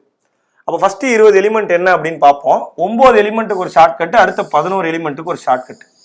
ஃபர்ஸ்ட் 9 எலிமெண்ட்டுக்கு பேரை பார்த்துக்கோங்க. ஹைட்ரஜன், ஹீலியம், லித்தியம்னு இருக்கு. அவருடைய ஃபர்ஸ்ட் லெட்டர்லாம் எடுத்து ஒரு ஷார்ட்கட் கண்டுபிடிக்கணும். என்ன, hi he lies because boys cannot openly flirt. பசங்க வலிஞ்சா பச்சையா மாட்டிக்குவாங்க அப்படிங்கிற ஒரு அர்த்தம் இதுல வருது. இப்ப இந்த ஹெச்சுக்கு ஹைட்ரஜன், இந்த ஹெச்இக்கு ஹீலியம், அப்புறம் lithium, beryllium, boron, carbon, nitrogen, oxygen, fluorine. First letter வச்சாலே மேக்சிமம் என்ன பண்ணிட முடியும், எழுத முடியும். ஆனா இந்த ஹெச்சுக்கு எது, இந்த ஹெச்சுக்கு எது, இந்த பிக்கு எது, இந்த பிக்கு எது அப்படிங்கிறத நீங்க தெளிவா படிச்சுக்கணும். அப்ப கதையோட படிக்கிறப்ப அது என்ன எலிமெண்ட் அப்படிங்கிறதையும் நீங்க பார்த்து படிச்சுக்கணும். அடுத்து மீதி இருக்கக்கூடிய 11 எலிமெண்ட்டுக்கு ஒரு சின்ன அந்த ஐநா சபையெல்லாம் இருக்கும்ல, அந்த மாதிரி ஒரு சபையில ஒரு செக்யூரிட்டி கிளாஸ் இருக்குன்னு வச்சுக்கோங்க. என்ன சொல்றாங்க, new nation might also sign peace security class article king can. அதாவது ஒரு புதுசா உருவான ஒரு நேஷன், ஒரு நித்யானந்தா போய் கைலாசா அப்படிங்கிற ஒரு நேஷனை உருவாக்குறாரு. அவரை வந்து ஐநா சபை கூப்பிட்டு யாரு கூட நீ சண்டை போடக்கூடாதுன்னு கையெழுத்து எழுதி வாங்குது. அப்ப அதான் இந்த இடத்துல பாக்குறோம், new nation might also sign peace security class article, ஒரு கிங்காலையும் சைன் பண்ண முடியும் அப்படிங்கிற அந்த ஷார்ட்கட். இதை வச்சு நம்ம இந்த எலக்ட்ரானிக் கான்ஃபிகரேஷனை பார்த்தோம். ஃபைனலா இந்த டேபிள் மட்டும் என்ன அப்படிங்கிறத நம்ம பார்த்துக்கலாம். இந்த டேபிள்ல எல்லாமே இருக்கு. இந்த டேபிள் என்ன இருக்கு, ஃபர்ஸ்ட் 20 எலிமெண்ட்ஸோட அந்த நம்பர் வந்து பேர் வந்து கொடுத்துருக்கேன். நம்ம பார்த்த அதே ஷார்ட்கட் தான். Hi he lies because boys cannot openly flirt, new nation might also sign peace security class and king can. அது அந்த சிம்பிள். இதையும் மனப்பாடம் பண்ணணும். அட்டாமிக் நம்பர் ரொம்ப ஈஸி. 1ல் ஆரம்பிக்குது, 20ல் முடியுது. இது வேண்டாம். மாஸ் நம்பர் படிக்க வேண்டாம், நியூட்ரான் படிக்க வேண்டாம். என்ன சார் நான் படிக்கணும்? நல்லா இந்த இடத்துல ஒரு விஷயத்த நம்ம கான்செப்டா படிச்சுக்கணும், மனப்பாடம் பண்ணணுன்ற அவசியம் கிடையாது. இதுதான் அவுட்டர் மோஸ்ட் செல். இதுல 1 தான் இருக்கு. அப்ப அதோட வேலன்சி என்னவா இருக்கும், 1 தான் இருக்கும். ஆனா இங்க 2ன்னு இருக்கு. இங்க ஏன் சார் 0ன்னு போட்டிருக்காங்க? வேலன்சியை பொறுத்த வரைக்கும் உன்னோட அவுட்டர் மோஸ்ட் செல், அது கேவா இருந்தாலும் சரி, அது எல்லா இருந்தாலும் சரி, அது எம்மா இருந்தாலும் சரி, அது என்ன இருந்தாலும் சரி. இதோடைய நம்பர்ஸ் கம்ப்ளீட்டா ஃபில் ஆயிடுச்சுன்னா K உடைய நம்பர் என்ன 2, L ஓட நம்பர் என்ன 8, M ஓட நம்பர் என்ன 18, N ஓட நம்பர் என்ன 32. இந்த நம்பர்ல ஃபில் ஆகி முடிஞ்சதுனாலும் சரி, இல்ல 8ன்ற நம்பர்ல முடிஞ்சதுனாலும் சரி, அதோடைய வேலன்ஸ் என்னவா தான் இருக்குமா? 0வா தான் இருக்குமா? இங்க 2ன்றது இந்த K ஓட ஃபுல் நம்பர், அதனால இதோட வேலன்ஸ் 0. அப்புறம் மறுபடியும் அதே மாதிரி 1க்கு 1, 2க்கு 2, 3க்கு 3, 4க்கு 4, 5க்கு 3, 6க்கு 2, 7க்கு 1 அப்படிங்கிறோம். 5க்கு 3, 6க்கு 2, 7க்கு 1 அப்படிங்கிறோம். இங்க 8ல முடியுது. அதே நான் சொன்ன மாதிரி 0. ஏன்னா Lக்கு 8ன்றது தான் மேக்சிமம் நம்பர். இது முடிஞ்சு போச்சு. மறுபடியும் 1, 2, 3, 4, 5, 6, 7 வந்துருச்சு. இங்க என்ன முடியுது? மறுபடியும் 8ன்னு முடியுது. அதுக்கும் என்ன பண்றாங்க? 0 அப்படின்னு போட்டிருக்காங்க. என்ன சார், இங்கதான் நம்ம 18 வரைக்கும் போடலாமே, அப்புறம் ஏன் சார் 8 போட்டுட்டு 0? 8ன்ற நம்பர் இங்க வந்தோடனே 8 8 16, இங்க ஒரு 2, 18ன்ற நம்பர் தான் இவனுடைய அட்டாமிக் நம்பர். அந்த 18 ஃபில் பண்ணி முடிச்சோடனே வேற ஏதாவது எலக்ட்ரான் மிச்சம் இருக்கா? அப்ப மிச்சம் இல்லை. சிம்பிளா சொல்லணும்னா இருக்கக்கூடிய நோபல் கேஸ் எல்லாமே வேலன்சி 0. நாளைக்கு பீரியாடிக் டேபிள் படிக்கிறப்ப இது இன்னும் உங்களுக்கு தெளிவா புரியும். பட் இருந்தாலும் இன்னைக்கு இந்த டேபிளை மட்டும் என்ன பண்ணிக்கோங்க, மறக்காம ஞாபகம் வச்சுக்கோங்க. அப்படியே தமிழ்லையும் இருக்கும் அதே கதை தான். வேற எதுவும் இம்பார்ட்டண்டா தமிழ்ல சொல்லக்கூடிய அளவுக்கு சேஞ்ச் எதுவும் கிடையாது நமக்கு. சரியா? ஸோ இந்த ஆட்டம்ஸை வச்சு உங்களுக்கு ஒரு பேரா பிரிக்கிறாங்க, ஒரு குரூப்பிங் பண்றாங்க. ஒரே மாதிரி இருக்கிறவனெல்லாம் ஒரு குரூப் பண்ணுவாங்க பாத்தீங்களா? அந்த மாதிரி ஒரு குரூப்பிங் பண்றாங்க. அது என்னன்னு அப்படின்னா, ஒரே மாதிரி அட்டாமிக் நம்பர் இருக்குமா, ஆனா டிஃபரண்ட் மாஸ் நம்பர் இருக்குமா? அட்டாமிக் நம்பர் அப்படிங்கிறப்ப புரோட்டான் எலக்ட்ரானோட நம்பர் சேமா இருக்குமா, ஆனா புரோட்டான் பிளஸ் நியூட்ரானோட நம்பர் வந்து டிஃபரண்டா இருக்குமா? இந்த மாதிரி இருந்தது அப்படின்னா அதுக்கு பேர் என்ன சொல்றாங்க? டாப்ஸ் அப்படிங்கிறாங்க. என்ன சொல்றாங்க? டாப்ஸ். அது என்ன டாப்ஸ்? ஐசோ டாப்ஸ் அப்படிங்கிறாங்க. இது எப்படி சார் நான் ஞாபகம் வச்சுக்கிறது? ஒரு படிப்பாளி இருக்கான், எப்ப பார்த்தாலும் வந்து அட்டாமிக் நம்பர் அப்படின்னு படிச்சுக்கிட்டே இருக்கான். அவன் வந்து பயங்கரமா டாப்பரா இருப்பான். அப்ப ஆட்டம்னு படிக்கிற ஒரு படிப்பாளி டாப்பரா இருப்பான். So same atomic number, topper. Right. அடுத்து ஐசோ பார்ஸ் அப்படிங்கிற ஒரு டேர்ம். இது என்னன்னா, இந்த இடத்துல இருக்கிறது அப்படியே ஆப்போசிட். புரோட்டான் மற்றும் எலக்ட்ரானோட நம்பர் டிஃபரெண்டா இருக்கும். அதாவது அட்டாமிக் நம்பர் டிஃபரெண்டா இருக்கும், ஆனா என்ன நம்பர் சேமா இருக்கும்? மாஸ் நம்பர்னு சொல்லப்படக்கூடிய புரோட்டான் பிளஸ் நியூட்ரானோட நம்பர் சேமா இருக்கும். இது எப்படி சார் ஞாபகம் வச்சுக்கலாம்? மாஸ் சேமா இருக்கு. அப்ப மாசா இருக்கிறவங்களாம் ஒன்னா சேர்ந்து என்ன பண்றாங்க? பாருக்கு போறாங்க. என்ன பண்றாங்க? மாசா இருக்கிறவங்களாம் ஒன்னா சேர்ந்து பாருக்கு போறாங்க. அதுதான் என்னது? ஐசோ பார்ஸ் அப்படின்னு சொல்றோம். ஃபைனலா மாஸ் நம்பர் பார்த்தாச்சு, அட்டாமிக் நம்பர் சேமா இருந்தா என்னன்னு பார்த்தாச்சு. ஃபைனலா நியூட்ரான் மட்டும்தான் சேம், ஆனா மாஸ் நம்பரும் அட்டாமிக் நம்பரும் டிஃபரெண்டா இருந்ததுன்னா அதை ஐசோ டோன்ஸ் அப்படிங்கிறானுங்க. சேம் டோன்ல இருந்தா நியூட்ரான் சேமா இருக்கும் அப்படிங்கிற மாதிரி ஞாபகம் வச்சுக்கோங்க. சரியா? இந்த வீடியோ நீங்க பார்த்துட்டு இருக்கிறப்ப அதான் நம்ம தமிழ்லையும் பார்க்குறோம், ஐசோடோப்புகள், ஐசோ பார்கள், ஐசோ டோன்கள் அப்படிங்கிறோம். ஸோ எது சேமா இருந்தா என்ன கான்செப்ட் அப்படிங்கிறத பார்த்துக்கோங்க.